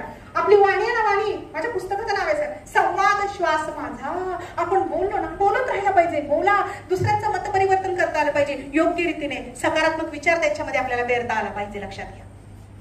पण जेव्हा जोरकसपणे केव्हा पेरू शकतो आपण हा विचार? जेव्हा तुम्ही सही असाल, तुम्ही सटीक असाल, तुम्ही खरं बोलत असाल. म्हणजे सत्य असतं ते पटण्यासारखंच असतं. तर आणि तुम्हाला माहितीये, 1 नंबरचे कॉन्ट्रॅक्टर होते ते पुण्यातले ज्योतिबांनी कामं केलेली अनेक आहेत इथं, आजही साक्ष देत आहे. पण आपण अरे मला तुमचा खूप हेवा वाटतो रे, पुण्यात राहता तुम्ही पाहिल्या का या गोष्टी सगळ्या? हा कुठला? पुण्याला आणि येरवड्याला जोडणारा पूल ज्योतिबांनी तयार केलाय. त्याच्यावरून रोज जाता तुम्ही, पाहता का? अरे काय सुंदर आहे. काही दिवस कलेक्टर राहिलेले ज्योतिबा पुण्याचे, माहितीये का? तर ह्या गोष्टी आहेत त्या सगळ्या. हरिनरकेंना मी प्रचंड तन्मयतेने ऐकायचे. आणि शेवटची मुलाखत राजू परुळेकर यांनी हरिनरकेंची जी घेतली होती ना, त्यामध्ये, आणि त्यानंतर हरिनरके गेले. त्या मुलाखतीनंतर काही दिवसांनी त्यांचं निधन झालं. ती मुलाखत ऐका. राजू परुळेकरांनी हरिनरकेंची घेतलेली मुलाखत. इतके नवीन दुवे त्यात आपल्याला मिळतात. हे बघा, मी खूप चांगल्या लोकांना ऐकते, मी सेक्युलर लोकांना ऐकते. वाईट विचार कधी कधी ऐकला पाहिजे की किती वाईट विचार करू शकतात लोक हे कळण्यासाठी. सगळ्या विचारांची पुस्तकं वाचली पाहिजे. किती खोटं लिहू शकतात लोक, किती खोटं बोलू शकतात लोक. मी रवीश कुमार डेली ऐकते. टीव्ही बंद, माझा नवरा सांगेल 12 वर्ष माझ्या घरातला टीव्ही बंद आहे. हा काही गर्व नाही या गोष्टीचा, हे कॉमन सेन्स आहे. मी टीव्ही बघणं बंद केला आहे माझ्या घरात. पण आमच्याकडे फक्त शिंचान लागतं. आमच्याकडे शिंचान लागतं, नोबिता लागतं. तो माझ्या मुलाच्या ताब्यात दिलाय, लहान मुलाच्या. मी डेली रवीश कुमार, निखिल वागळे, पुण्यप्रसून वाजपेयी, राजू परुळेकर, किरण सोनावणे, मॅक्स महाराष्ट्र, रवींद्र आंबेकर, हे ऐकत असते जे टीव्हीवर दिसत नाही, ते तुम्हाला सध्या युट्यूब चॅनल्सवर ऐकायला मिळते. लक्षात घ्या. तुम्ही काय पाहताय? अजूनही आम्ही माझ्या नवऱ्याची बायकोमध्ये अडकून पडलोय. अरे इतकं म्हणजे बौद्धिक दारिद्र्य मी दुसरीकडे पाहिलं नाही. किती भयंकर. म्हणजे तुम्ही कशाला अस्वस्थ झाला पाहिजे? तुम्ही बेरोजगारीने अस्वस्थ झाला पाहिजे. तुम्ही शिक्षणाच्या सुविधा नाहीये, धडाधड कोरोनात माणसं मेली, ऑक्सिजन नाही, बेड नाहीये, या समस्याने तुम्ही ग्रस्त झाला पाहिजे. पण आम्ही मात्र तो उतरला चारचाकीतून, सूड घातलाय, चकचकीत पॉलिश केलेला बूट आहे. पहिला पाय 4 व्हीलरमधून बाहेर टाकला, कॅमेरा असा मध्यावर आला, इथे थांबला आणि लगेच खाली येतं टू बी कंटिन्यू. पुढची पाहता आम्हाला तो झोप लागत नाही यार. कोण असेल तो? अरे इथे आरोग्य सुविधा नाही तुम्हाला, रोजगार नाही तुम्हाला, त्या चिंता नाही स्वतःवर. काय सुंदर हेअरस्टाईल केली आहे तिने, काय सुंदर साडी नेसली आहे. मला या गप्पांचा पण प्रचंड राग येतो बायांच्या. खरं सांगते, तुमच्या गप्पा काय असल्या पाहिजे? सगळ्यात वैचारिक तर बाया असल्या पाहिजे. पण सर तिथे दारिद्र्य इतकं करंट पण आमच्या वाट्याला आहे. सगळ्यात जास्त गॉसिपिंग साठी आपण बदनाम आहोत. आपण बदललं पाहिजे स्वतःला. तर असो लक्षात घ्या, बाईने बाईला हात दिला पाहिजे, बाईने बाईला साथ दिला पाहिजे आणि मग गळे काढू आपण पुरुष सत्ताक व्यवस्थेतून जातो. पण महिला कल्याणाची जास्तीत जास्त कामं पुरुषांनी केली. लक्षात घ्या, हे आपल्याला विसरून चालणार नाही. शेवटाकडे येते म्हणाले, असंच म्हणतात मॅडम, शेवटाकडे कुठे गेलं काय माहिती नाही, खरंच शेवटाकडे. तर 1870 मध्ये पुण्यात प्लेगची साथ आली. बरी यायचा फेरा, चिलट दिसेना, गुरढोर माणसं दिसेना. आणि अशा वेळेला पायाला भिंगरी मारून सत्यशोधक समाजाच्या कार्यकर्त्यांबरोबर सावित्रीबाई दीनदलितांच्या वस्तीत फिरू लागल्या. प्लेग कशामुळे होतो? विज्ञानाचे विद्यार्थी. मी आजची बाबडी मला काय कळणार, मराठीची त्यातल्या गोपशेचं मराठीकडे बघण्याचा दृष्टिकोन असो. विज्ञानाचे विद्यार्थी, प्लेगची साथ. प्लेग कशामुळे होतो?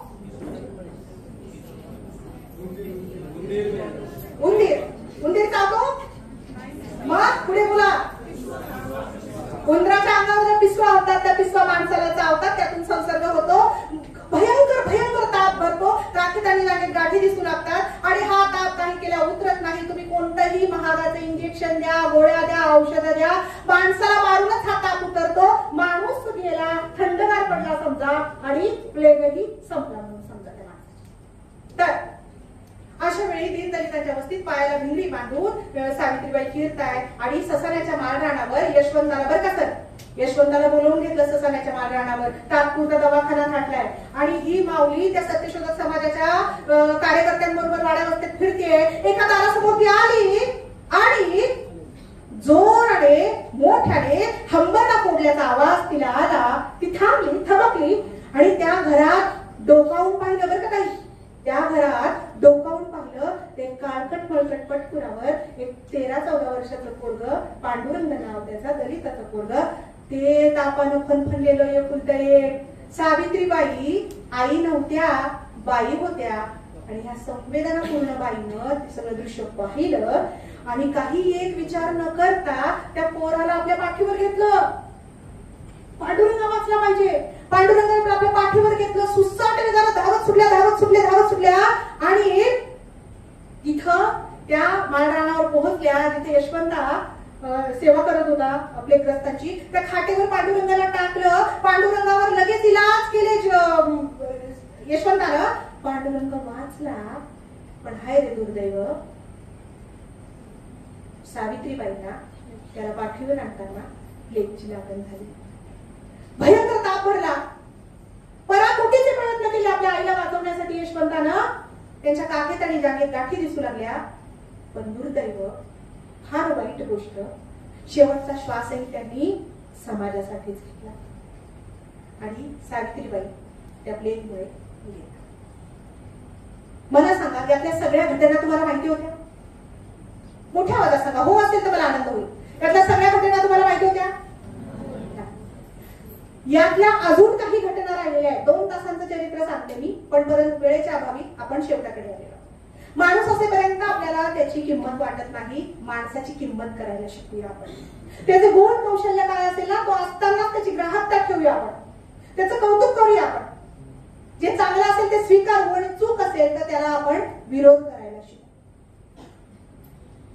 तुम्हाला एक भरभक्कम असा अधिकार दिलाय जन्माला आल्यापासून, मताचा अधिकार दिलेला आहे. तुम्हाला माहितीये अमेरिकेत आणि इतर काही पाश्चात्य देशांमध्ये मतदानाचा अधिकार एक मोठा लढा दिल्यानंतर मिळाला आहे. बायकांना तर त्या पात्रतेतच समजलं नाहीये पाश्चात्य देशातही. पण इथं आपल्याला भारतीय संविधानानं जन्मतः तो अधिकार दिला आहे आणि आपण संज्ञान झाल्यानंतर तुम्हाला तो बजावता येतो. आपण आपल्या मतदानाच्या अधिकाराचं गांभीर्याने विचार केला पाहिजे आणि ते बजावलं पाहिजे. तुम्ही निर्णय घेता आले पाहिजे तुम्हाला तुमचे. तुम्ही निर्भीड असलं पाहिजे सत्य मांडताना. तुम्ही प्रश्न विचारायला शिकलं पाहिजे. तुमची एक भूमिका असली पाहिजे. नाही तर आम्ही असतो बिनबुडाचे, ऐसा भी चलेगा, वैसा भी चलेगा, त्याचा भी चलेगा. तुमची भूमिका काय? तुमची भूमिका का नाही? तुम्ही वाचलं नाही, ऐकलं नाही, इतिहास समजून घेतला नाही. इतिहास समजून घ्या. सांप्रत काळात ताठ मानेनं भक्कमपणे उभं राहता येतं आपल्याला. लक्षात घ्या. वाणीला धार येते, पायात बळ येतं जेव्हा आपण जबाबदारीने बोलतो. आपण जबाबदारीने केव्हा बोलू? जेव्हा आपण गांभीर्याने विचार करायला लागू. विचार केव्हा करणार? जेव्हा तुम्ही वाचाल, ऐका तेव्हा. मग बेस काय? मूलभूत गोष्ट काय? वाचा, ऐका, विचार करा, व्यक्त व्हा, मित्र असे जोडा की ज्याच्याबरोबर आपल्याला वैचारिक चर्चा करता येईल. लक्षात घ्या. म्हणजे तुम्ही सगळेजण आता सोशल मीडियावर प्रचंड वेगाने अपडेट आहात, क्रियाशील आहात. मी माझ्या मुलांचे किंवा तुमचे, मी जिथे जिथे व्याख्यानाला जाते ती मुले येतात तिथे, मला फ्रेंड लिस्ट मध्ये येतात, फॉलोअर्स मध्ये येतात. मी मुद्दाम जाऊन गमतीने तुमची भाषा समजून घेण्याचा प्रयत्न करते. इंस्टाग्रामला तुम्ही अजून आम्हाला स्वीकारलं नाहीये. प्रतिभा जाधव ज्येष्ठ आहे त्या फेसबुकलाच बऱ्या, इकडे नसती पण मी तिकडे पण आणि तिकडे येऊन तुमच्या वॉल्स बघते. तुमची भाषा काय? तुमचे पोस्ट कशाबद्दल असतात? तुम्ही कसा जे करता? खूप नवीन शब्द मी शिकले तुमच्याकडून. मराठी भाषेत तुम्ही फार भर टाकली आहे. तुम्ही किती प्रेमाने शिवी मारून बोलवता मित्राला. आमच्या वेळी असं नव्हतं. आणि शिक्षक समोर आल्यानंतरही तुम्हाला काही वाटत नाही त्याचं. तो समोरचा मित्रही तेवढ्याच जोरकसपणे शिवी देऊ तुम्हाला अभिवादन करतो. आमच्या वेळी असं नव्हतं. डोळे वटारले तरी गप, शिक्षक आले तरी रस्ता बदलून मागच्या मागे खूप. असं मी म्हणत नाहीये तुम्ही घाबरा, परंतु व्यक्त होण्याचं काहीतरी प्रमाण आहे, काही शिष्टाचार आहे. खरंच आपण ते विसरले. तुमची भाषा वेगळी होते. तुम्ही कुणाला फॉलो करता खूप मॅटर करतं. तुम्ही तुमच्या सोशल मीडियाला कुणाला फॉलो करता आणि तुम्ही काय मांडता. मी तर असेच फोटो पाहिले तर मॅक्झिमम गेल्या 8-10 वर्षामध्ये इन्स्टा आला तेव्हापासून की फोटो टाकलाय वाघानं, बघतोय काय रागानं. अरे काय करतो तू? तुझं फोटो टाकलाय म्हणे वाघानं, बघतोय काय रागानं. म्हणजे काय काय म्हणायचं काय तुम्हाला? आपण काय लिहितो? खूप जबाबदारीने बोला, खूप जबाबदारीने विधान करा. जे काही पोस्ट कराल ते खूप जबाबदारीने करा. कारण सध्याचं वातावरण प्रचंड गढूळलेलं आहे. अभिव्यक्त होतानाही आपण विचार केला पाहिजे. तर जाता जाता 2 कविता मी तुमच्या पुढ्यात ठेवते. सावित्रीबाई गेल्या, पण मला ना सावित्रीबाईंचं आयुष्य प्रचंड काव्यात्मक वगैरे वाटतं. म्हणजे जेव्हा पुण्यात त्यांना विरोध झाला त्याच पुण्यात आज भला मोठा उंच भव्य दिव्य पुतळा त्या विद्यापीठाच्या आवारात उभा आहे. कधी बघितलं का? जा त्या पुतळ्याच्या ना डोळ्यात डोळे घालून बघा काय सापडतंय. मी अर्धा तास बघत बसले होते सर. मी पेपर सेटिंगला आले होते तेव्हा 2 वर्षांपूर्वी. रात्रीच्या वेळेला सावित्रीबाईंची डोळे बघ अशी जिवंत दिसत होते. तुम्हाला सांगते, म्हणजे भागडकथा नाही सांगते, तुम्ही अंतकरणपूर्वक संवाद साधा त्यांच्याशी. जा बघा. त्या विद्यापीठाला नाव आहे सावित्रीबाई फुले पुणे विद्यापीठ. एवढी अभिमानाची गोष्ट आहे. जिथं विरोध झाला तिथं सावित्रीबाईंच्या नावाचं विद्यापीठ आहे, भव्य पुतळा आहे. सत्यात एवढी ताकद असते, असत्यात नसते. असत्य टिकत नाही, तसुभरही टिकत नाही. तर मी ह्या गोष्टी सांगितल्या, कथाकथन केलंय. तुम्हाला काय घ्यायचं त्याच्यातून घ्या. मी म्हणणार नाही की तुम्ही हे स्वीकारा, पण आपल्याला कळलं पाहिजे ना आपला प्रवास कुठून कुठं चाललाय. अंतर्मुख होता आलं पाहिजे. असो तुम्ही हा सगळा प्रवास करताना तुम्ही यशस्वी होऊ लागल्यानंतर तुमच्या पायात पाय अडकवून अनेक जण तुम्हाला पाडण्याचा प्रयत्न करतील. राजहंस एक नाही समजून राजहंस. मग अशा वेळेला काय करायचं? आपल्या मार्गावर अथकपणे चालत राहायचं. त्यांना तेच हवंय की तुम्ही अस्वस्थ झाला पाहिजे, तुम्ही संपला पाहिजे. पाहिजे. ज्योतिबा साऊ थांबले नाही, शाहू महाराज थांबले नाही, बाबासाहेब थांबले नाही. बाबासाहेबांना तर वैचारिक चर्चा करायला पण कोणीच नव्हतं त्या काळामध्ये. काय त्रास झाला असेल त्यांना त्यावेळी, तुम्ही लक्षात घ्या. विरोध रवीश कुमार जे म्हणतात ना, डॉक्टर बाबा साहेब अम्बेडकर का मतलब क्या है, लाखों करोड़ों की भीड़ के सामने अकेला खड़ा हो जाना, इसका मतलब है डॉक्टर बाबा साहेब अम्बेडकर. बायांनो, मी दगडगोटे पूजत नाही, मी संविधान पुजते. मी फुल्यांचं समग्र वाङ्मय पुजते. संविधानानं आपल्याला हे दिलंय.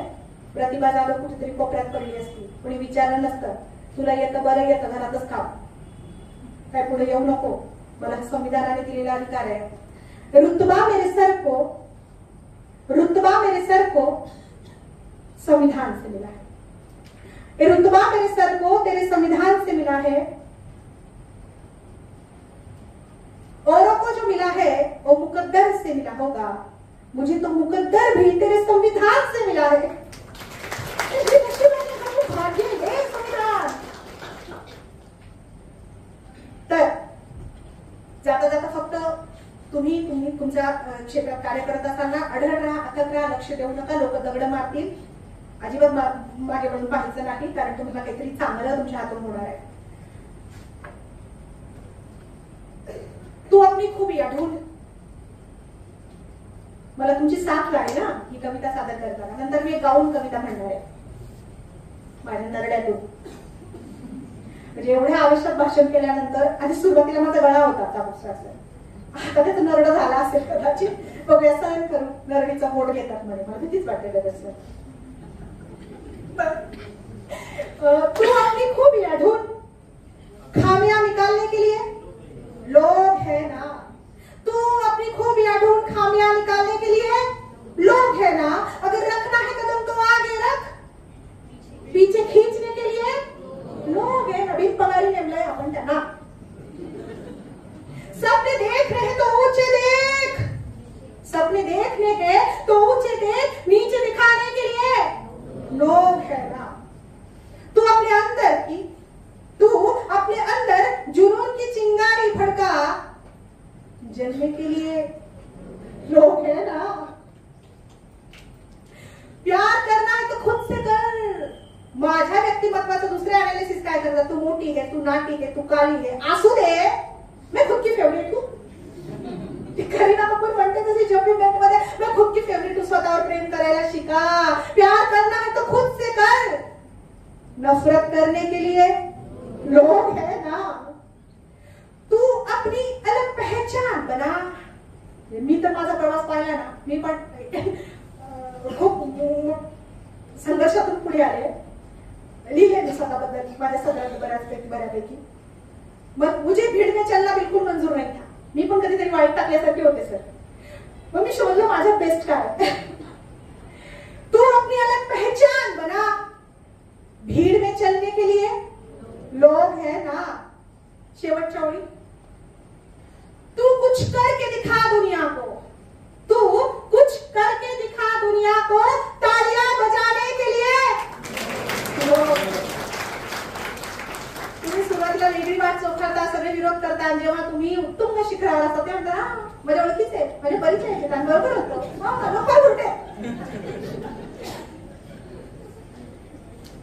तर जाता जाता अखिल भारतीय मराठी साहित्य संमेलन नाशिकमध्ये झालं होतं आणि त्या नाशिक साहित्य संमेलनात मी निमंत्रित कवयित्री होते आणि तिथे मी माझ्या भाषेत माझी कविता मांडली. ती कविता तुमच्या पुढे ठेवते आणि थांबते. किती लढते किती झुरते, ही पण महिला केंद्रित ठेवून लिहिलेली कविता, स्त्री जाणीवेची कविता. किती लढते किती झुरते, तरी पुरते इथे आहे. किती लढते किती झुरते, तरी पुरते इथे आहे. अनितीच्या जगामध्ये नीतीला पूजते आहे. किती वादळा परतवली, तुफान झेलली आहे. किती वादळा परतवली, तुफान झेलली आहे. जिव्हाळ्याच्या शब्दांनी, जिव्हाळ्याच्या शब्द शब्दांनी माणूस जोडते आहे. किती लढते किती झुरते तरी पुरते इथे आहे. सुखाने नांदते इथे, सुखाने नांदते इथे, दुखाशी भांडते आहे. गुजमी काळ जाते या जगाला सांगते आहे. उद्याचे स्वप्न माझ्या डोळ्यात रे आहे. उद्याचे स्वप्न माझ्या डोळ्यात रे आहे. हरवणी नियतीला मी, हरवणी नियतीला मी हताशा जिंकते आहे. किती लढते किती झुरते तरी पुरते इथे आहे. निर्मोवाट प्रगतीची करू जागर विवेकाचा, निर्मोवाट प्रगतीची करू जागर विवेकाचा. लढा देऊ आता आपण विचारांनी विचारांचा. नको कुठलेच भय आता, नको कुठलेच भय आता, नको जागात शंकाना. साऊ मी तुझी होते, साऊ मी तुझी होते, तू हो ज्योतिबा माझा. साऊ मी तुझी होते, तू हो ज्योतिबा माझा. शेवटचं कडवं खूप अभिमानाने मला हे कडवं म्हणावं वाटतं दरवेळी. रमा साऊ जिजाऊची मी लेकरी आहे. जेवढ्या क्रांतिकारी महिला होऊन गेल्या या भारत भूमीवर त्यांच्या लेखी होता आपण. रमा साऊ जिजाऊची मी लेकरी आहे. माझी लेखणी कविता पुरती लेकरी आहे. भीती आता कसली ना, भीती आता कसली ना, कुठले शल्यही नाही. माझे संविधानच रे, माझे संविधानच रे, माझ्या जगण्याची ग्वाही, मुक्त जगण्याची ग्वाही, माझ्या जगण्याची ग्वाही. मला तुमच्या आत्मीय प्रेमाचा मी स्वीकार करते आणि मला इथे हा मंच उपलब्ध होण्यासाठी माझं नाव सुचवणारे, मला गुरुस्थानी असणारे माझे मार्गदर्शक आदरणीय सहसंचालक सर डॉक्टर प्रकाश बच्छाव सर यांचे मी इथे मनापासून आभार मानते. तुम्ही सगळ्यांनी मला 1.5-2 तास सहन केलं, तुमचे आभार मानते. जाता जाता दुष्यंत कुमारांच्या वडील मॅडम काय चाललंय चाबुकस्वार सर म्हणतील मॅडम मी उठायच्या तयारीत आणि तुम्ही लगेच म्हणतात आता खरं खरं बरं ही जा आता खरं खरं दुष्यंत कुमाराच्या वडील. हे जे पुस्तक आहे अरुणा बोलते, मी अरुणा बोलते 42 वर्षाची कोमात होती. तर ती जे बोलली नाही ते मी बोलते. जिजाऊ साऊ माय आणि मी अशी फाबोडे एक पात्रप्रयोग मी करते.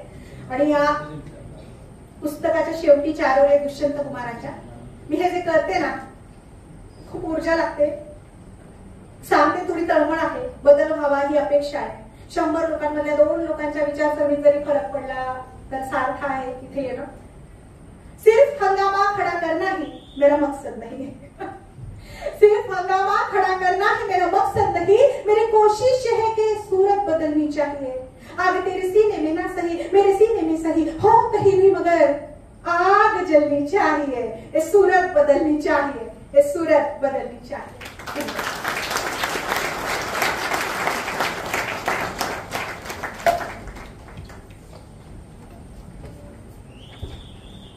चैतन्यमयी ओठात माझ्या धार वज्राची मिळू दे. प्रेरणा देई आत्म्यात माझ्या सूर्य सत्याचा उगवू दे. अशाच हा आशावाद घेऊन आजच्या या सावित्रीच्या लेखी असणाऱ्या आदरणीय डॉक्टर प्रतिभा जाधव मॅडम यांना जोरदार टाळ्यांच्या गजरात आपण त्यांचे आभार व्यक्त करतो. मला या ठिकाणी आवर्जून सांगायला वाटतं मॅडम की संपूर्ण महाराष्ट्रामध्ये आणि सावित्रीबाई फुले पुणे विद्यापीठ आणि देशात क्रांती ज्यांनी केली ते आदरणीय सावित्रीबाई फुले यांची कलाकृती आजपर्यंत कुठेही अभ्यासक्रमामध्ये नव्हती. पण एकमेव मॉडर्न एज्युकेशन सोसायटीचे नवरोजी वाडिया महाविद्यालय आणि त्यातही मराठी विभाग ज्यांनी पूर्वक केला त्यांच्या मार्गदर्शनातून आम्ही स्वायत्त महाविद्यालय झाल्यानंतर सावित्रीबाई फुले यांचे काव्य असणारे काव्य फुले ही कलाकृती अभ्यासक्रमासाठी लावलेली आहे. ते एकमेव आणि युनिक असणारं हे आमचं नवरोजी वाडिया महाविद्यालय व मराठी विभाग आहे. यानंतर अर्थात ज्यांचा सत्कार आपण करणार आहोत ते मॅडमचे ज्योतिबा असणारे आदरणीय निलेश निकम सर यांचा सत्कार मॉडर्न एज्युकेशन सोसायटीचे आदरणीय विश्वस्त डॉक्टर अशोक चांडक सर यांनी करावा अशी मी त्यांना नम्र विनंती करते.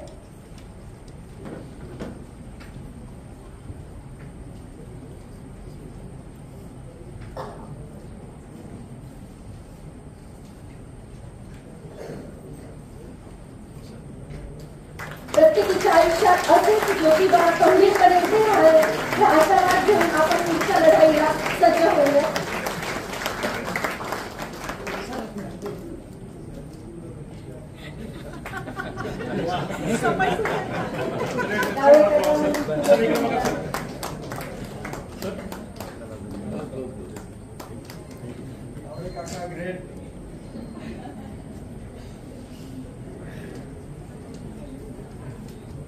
आजच्या कार्यक्रमाचा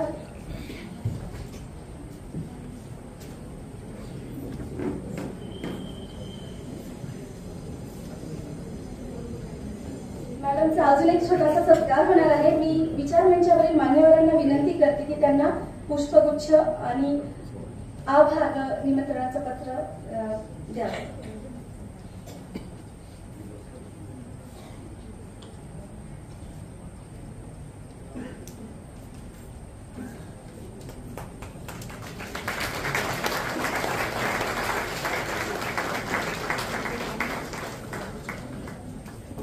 ज्या कार्यक्रमाची अतुत्याने वाट पाहत आहोत तो क्षण आलेला आहे. गोड कार्यक्रम आभार प्रदर्शनाचा आमचे मार्गदर्शक आमचे प्रेरणास्थान व आमचे मराठी विभागाचे विभाग प्रमुख आदरणीय प्राचार्य डॉक्टर वसंत चाबुकसर सरांना मी विनंती करते की त्यांनी आभार प्रकट करावे.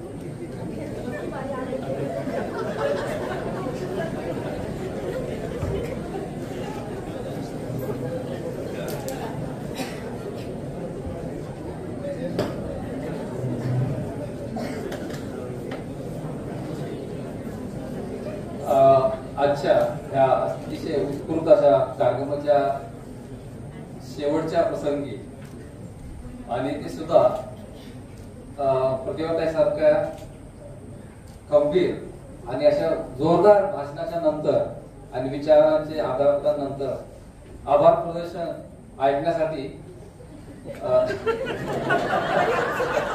उत्सुक आहेत. उत्सुक आहेत सगळे.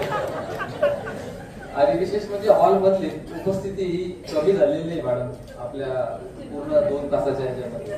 म्हणजे आपले विचार त्यांच्यापर्यंत नक्कीच पोहोचलेले आहेत आणि आपण ती ज्योती त्यांच्यामध्ये विचार लावलेले आहे त्याच्यातनं नक्कीच आपल्यासारखे काही विचार पुढे येतील. वर्तमानपत्र किंवा पुस्तक रूपी ते भविष्यामध्ये यायलाच पाहिजे आणि येतील. तर ह्या अशा प्रसंगी आपल्याकडे प्रत्येक जयंती किंवा अभिवादन सभा ही होत असते. त्यासाठी आपल्या इथे मॅडमजी म्हणाल्याप्रमाणे तरुण तडफदार असे ट्रस्टी आपल्याला लाभलेले आहेत. असे प्राध्यापक सचिन सानप सर यांचे ह्या विचारांचं आणि मार्गदर्शनाचं आणि परवानगी दिल्याबद्दल ट्रस्टी आणि चांडक सरांचा सुद्धा मी आभारी आहे. त्यांच्या मार्गदर्शनानंतर आपण वेगवेगळे उपक्रम करत असतो आणि त्यात आणि संस्थेच्या अंतर्गत आपल्याला लागणाऱ्या कॉलेजच्या डेव्हलपमेंटसाठी नेहमीच पुढाकार घेऊन मार्गदर्शन होत असतं. त्यानुसार आपलं खूप खूप आभार आहे. ह्या कार्यासाठी हॉल उपलब्ध करून दिला असे आपले दडस सर आहे. त्यांचं पण छोटे पण अतिशय उत्कृष्ट विचार त्यांनी व्यक्त केले. आपण आपले सुद्धा आभार आहोत. आणि ह्या प्रसंगी आपल्या इथे वेगवेगळ्या आमच्या कॅम्पस मधलेच जे महाविद्यालय आहे, इंजिनिअरिंग कॉलेज आहे, कॉलेज ऑफ इंजिनिअरिंग, त्याच्या डाले मॅडमनी त्यांचा अभिप्राय दिलेला आहे. त्याचबरोबर माने मॅडम इथं आलेले आहेत. त्यांचा सुद्धा कॉलेजच्या ह्या कमिटीच्या वतीने आभारी आहे. आणि आदरणीय जेवढेही आमचे विभाग प्रमुख आणि वेगवेगळ्या महाविद्यालयाचे विभाग प्रमुख, व्हाईस प्रिन्सिपल आहे, रजिस्ट्रार आहे, लायब्ररीयन आहे आणि मुख्य म्हणजे ऐकणारे आमचे सर्व प्राध्यापक आणि प्राध्यापक कर्मचारी आणि विद्यार्थी हे सर्व उपस्थित राहिले, त्याबद्दल सर्वांचे मी आभार मानतो. या प्रसंगी गाडेकर आमचे जे आहेत नेहमीच स्टेजची हे अरेंजमेंट करतात, असे गाडेकर काकांचे सुद्धा आपण एकदा जोरदार टाळ्यावर स्वागत करतो, फार उत्कृष्टपणे नेहमीच करतात. तर ह्या प्रसंगी त्यांचे सुद्धा आभारी आहोत. आणि आमच्याकडे प्रत्येक कार्यक्रमाला जी अरेंजमेंट होते त्याचा गेले आठवडाभर आम्ही रियाज म्हणावा लागेल. तर अशा प्रसंगी अक्षय सोनवणे आणि प्राध्यापक कांबळे सर आणि बागवान सर आणि त्यांची ही जी टीम असते ही सुद्धा त्याचे सुद्धा आभारी आहोत. आमच्याकडे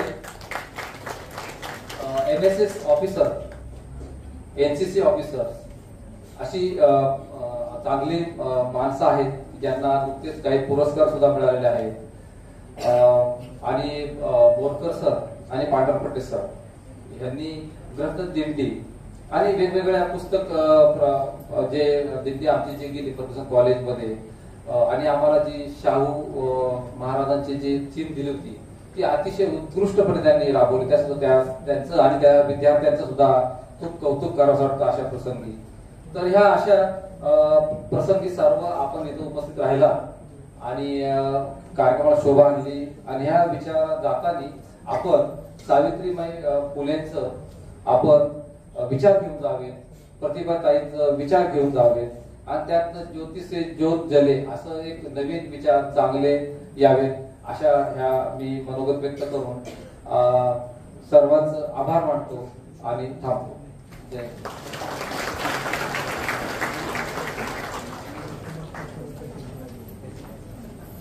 एक महत्वाची राहिलेली आहे की मॅडमनी आपल्याला साधारणतः 13 ते 14 पुस्तकं आणलेली आहेत प्रेझेंट देण्यासाठी. तर आपण ट्रस्टी निमकर सर आपण इथे यावं, ट्रस्टी विनंतीवर त्यांनी आपण आणि मॅडम त्यांनी आपण पुस्तक प्रदान करण्यात यावं लायब्ररीला. माझी सगळी पुस्तकं नव्हती आणलेली, मी जी आणलेली आहे ती इथे देते आहे. त्यात काही इंग्रजी आणि हिंदी अनुवाद झालेली पण पुस्तकं आहेत आणि कोरोना एकल महिलांवर एक पुस्तक आहे ज्यात कोरोना विधवा झाल्या ना. तर हेरंब कुलकर्णी सरांबरोबर नको नको चाबुकसर सर नाही आता नाही घेत मी नंबर. तर कोरोना एकल महिलांच्या वास्तव कहाण्या लिहिलेला एक कथासंग्रह इथं आहे, 10 महिन्यांचा संसार. आणि ऑथर प्रेस दिल्ली यांनी अनटोल्ड स्टोरीज ऑफ कोविड-19 या नावाने त्याचा अनुवाद केला इंग्लिशमध्ये. तर तो अवश्य तुम्ही वाचा. लिटरेचरच्या विद्यार्थ्यांना सांगेल आणि इतरांनाही सांगेल. आणि 13 पुस्तक आहेत पण त्यातली काहीच मी आणलेली आहेत ती देते आहे. तर निमकर सर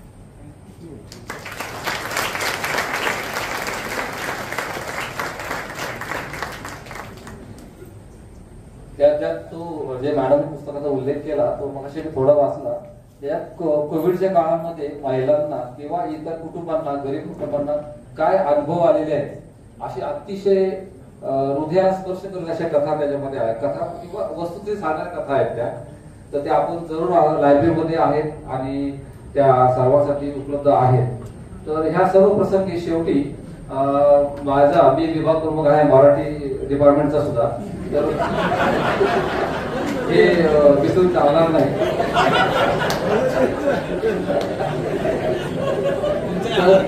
त्या सर्व विभाग मराठी विभाग आमच्या कॉलेजचे देशपाड या कॉलेजचे मराठी विभागातले सर्व प्राध्यापक आणि सर्वांनी या कार्यक्रमाला अतिशय मेहनत घेतलेली आहे. काल परवा सुद्धा बोर्ड लिहित होते, थोडे मिस्टेक राहिले, मग रात्री गोपीसरांनी परत दुरुस्ती केली, काही चुका दुरुस्त केल्या. म्हणजे हा अतिशय चांगला कार्यक्रम होण्या पाठीमागे हे भक्कम हात पाठीमाग असल्याशिवाय कार्यक्रम पूर्ण होत नाही. तर असे गोपशे सर आहेत, काळे मॅडम आहेत आणि त्याचे सर्व सहकारी याचं सुद्धा कौतुक करतो आणि मी थांबतो. दोन्हीकडे मराठी होणारी सगळी टीम. हा, नेस आणि नवरोजी वाडिया हे दोघांचं सुद्धा हा जॉईंटली ऑर्गनाईज केलेला वेल ऑर्गनाइज प्रोग्राम हा त्यांच्याशिवाय शक्य होणार नाही. तर त्या सर्वांचं कौतुक. धन्यवाद.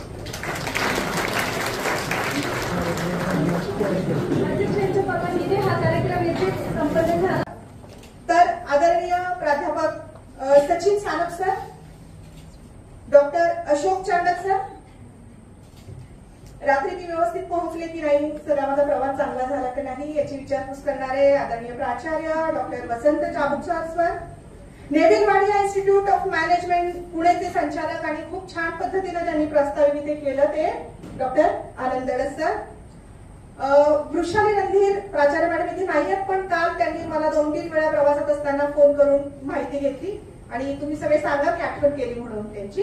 तर त्या डॉक्टर वृषाली रणधीर मॅडम, प्राचार्य मनीषा डाले मॅडम आज इथे नाही आहेत, पण त्यांचा उल्लेख केला असं त्यांना सांगा. बहुधा आनंद चांडक सरांचं आगमन झालेलं आहे. तर अशोक चांडक सर, ते आनंद निर्माण झाला तर आदरणीय अशोक चांडक सर इथे आले, त्यामुळे आनंदाच्या भरात झाला असावा. तर तुमचं स्वागत करते, म्हणजे दुर्मिळ योग असेल वक्ता स्वागत करतो. तर ते आता नुकतेच आपल्या उपस्थित झालेले आदरणीय डॉक्टर चांडक सर, मनीषा खाले मॅडम नाही आहेत, पण त्यांना सांगा मी आठवण केली. आणि माने मॅडमची ही जबाबदारी आहे. डॉक्टर प्रगती माने, तुम्ही त्यांच्या प्रतिनिधी म्हणून इथे उपस्थित आहात. त्यानंतर इथला सगळा कर्मचारी वृंद, आणि विशेष मी उल्लेख करेन, तो केलाच पाहिजे. काल रात्री उशिरापर्यंत इथं राबणारे, दमणारे, थकणारे, श्रवणारे हात ज्यांचे आहेत ते सगळे प्राध्यापक, विशेषतः आमचे विषय बंधू, मराठी विषय असणारे आदरणीय सविंदर गोक्षे सर, उमा, फार तळमळीने राबलेली माणसं, त्यांच्याबरोबर असणारे ठाकरे सर, आणि ये लड़का बहुत बातूनी है, ये लड़का बहुत काम का भी है सर, ये अक्षय तो बहुत बात कर रहा था, हमने बहुत देर तक बात की. उसने इंस्टाग्राम फॉलो करके दिया, फिर मैंने सब कुछ देखा. मी म्हटलं आल्यानंतर की मी खूप अभ्यास करून आली आहे सर तुमच्या कॉलेजचा, आणि साधारण मी जिथे जाते तिथली पार्श्वभूमी समजून घेते. काही नाही, कुठे काही बोलायचं असं नसतं, जबाबदारीने वक्त्याने बोलावं. तर हे 4 राबणारे हात मला भेटले आणि सगळे मला डबा नाश्ताही गोक्षे सर व्यवस्थित भेटला. तर हे सगळे राबणारे हात, मला हे माहिती असणारे 4 लोक सांगितली आहेत, यांच्याबरोबरही अनेक लोक होते, मला त्यांचे नावं माहित नाही, मला माफ करा, पण सर खूप डिवोटेड स्टाफ आहे तुमचा.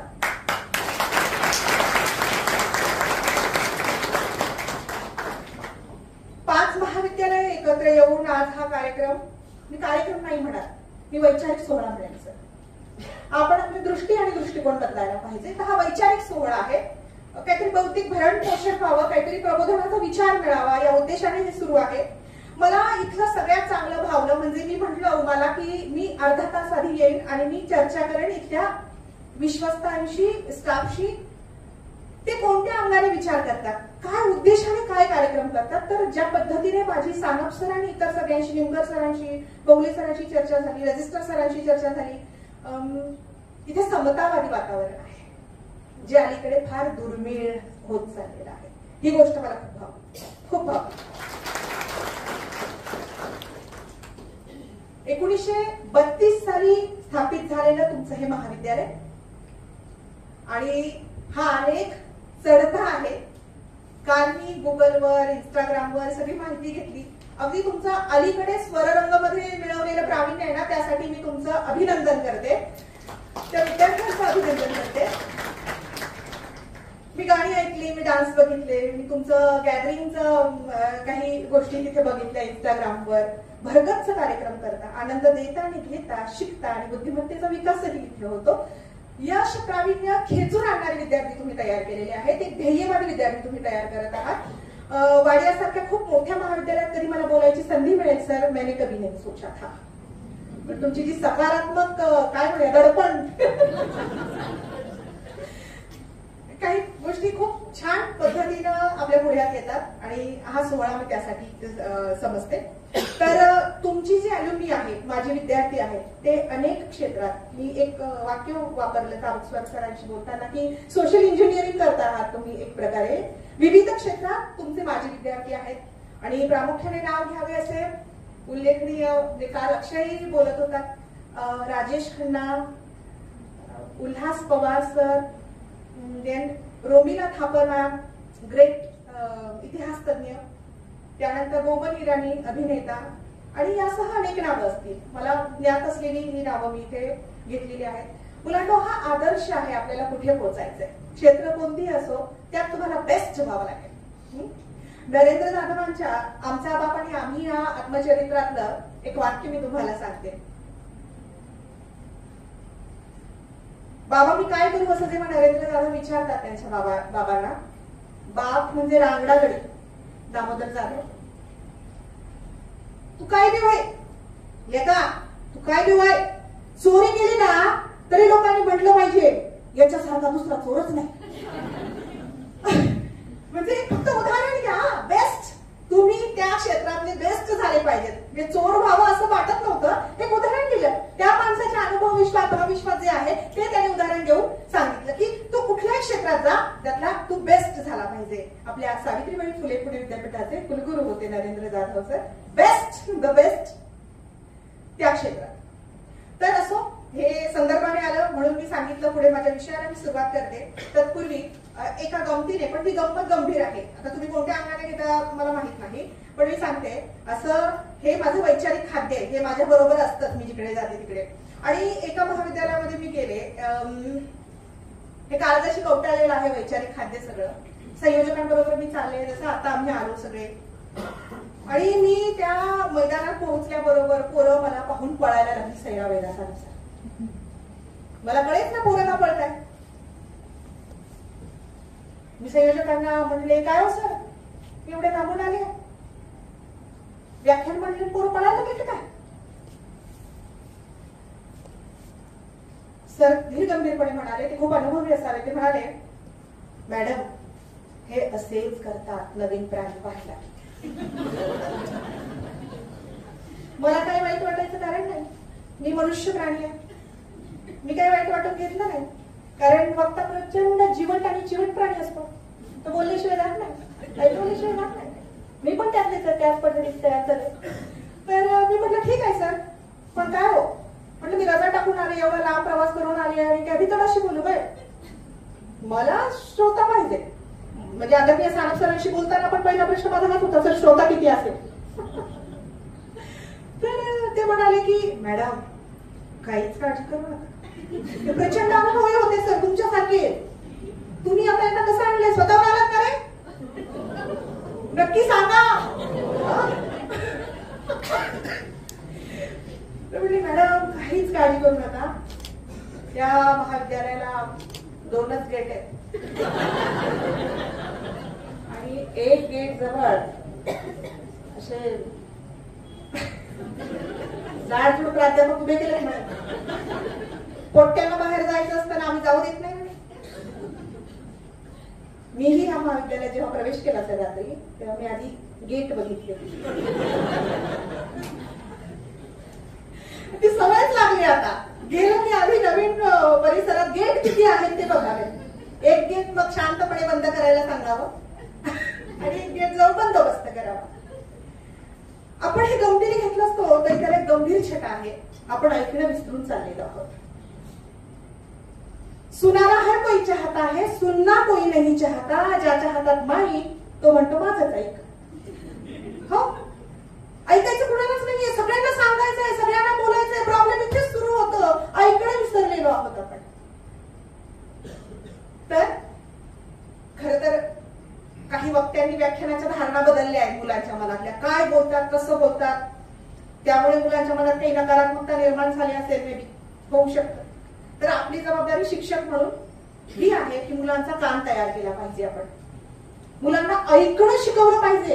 नॅचरल आहे मॅडम ते, श्रवण, भाषण, वाचन, लेखन, समजपूर्वक ऐकणं, आकलनपूर्वक ऐकणं, कृतीशीलतेकडे नेणं, ते ऐकलेलं काय आहे त्याला, हे गरजेचं आहे. कारण शिक्षण म्हणजे महात्मा गांधी म्हणतात ना, development of 3H, head, heart and hand. बौद्धिक, भावनिक आणि कार्यशक्तीचा विकास झाला पाहिजे. आपण फक्त बौद्धिक ज्ञान देऊन भागणार नाहीये. ते त्यांच्या कृतीत सहभाग त्यांचा वाढला पाहिजे. असो, मी आता तुमच्या पुढे गोष्ट सांगणार आहे. तुम्ही म्हणाल मॅडम हे काय आमचं गोष्ट सांगण्याचं ऐकण्याचं वय आहे का?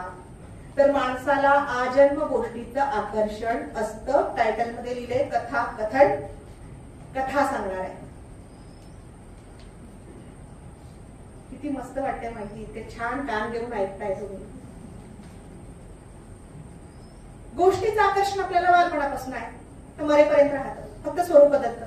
सिनेमे पाहता तुम्ही, OTT वर जाता तुम्ही, टेलिफिल्म पाहता, शॉर्ट फिल्म पाहता. कथाचं आकर्षण माणसाला आजन्म राहिलेलं आहे. आता बघा, लहानपणापासून एक गोष्ट आहे जी तुम्ही ऐकली आहे,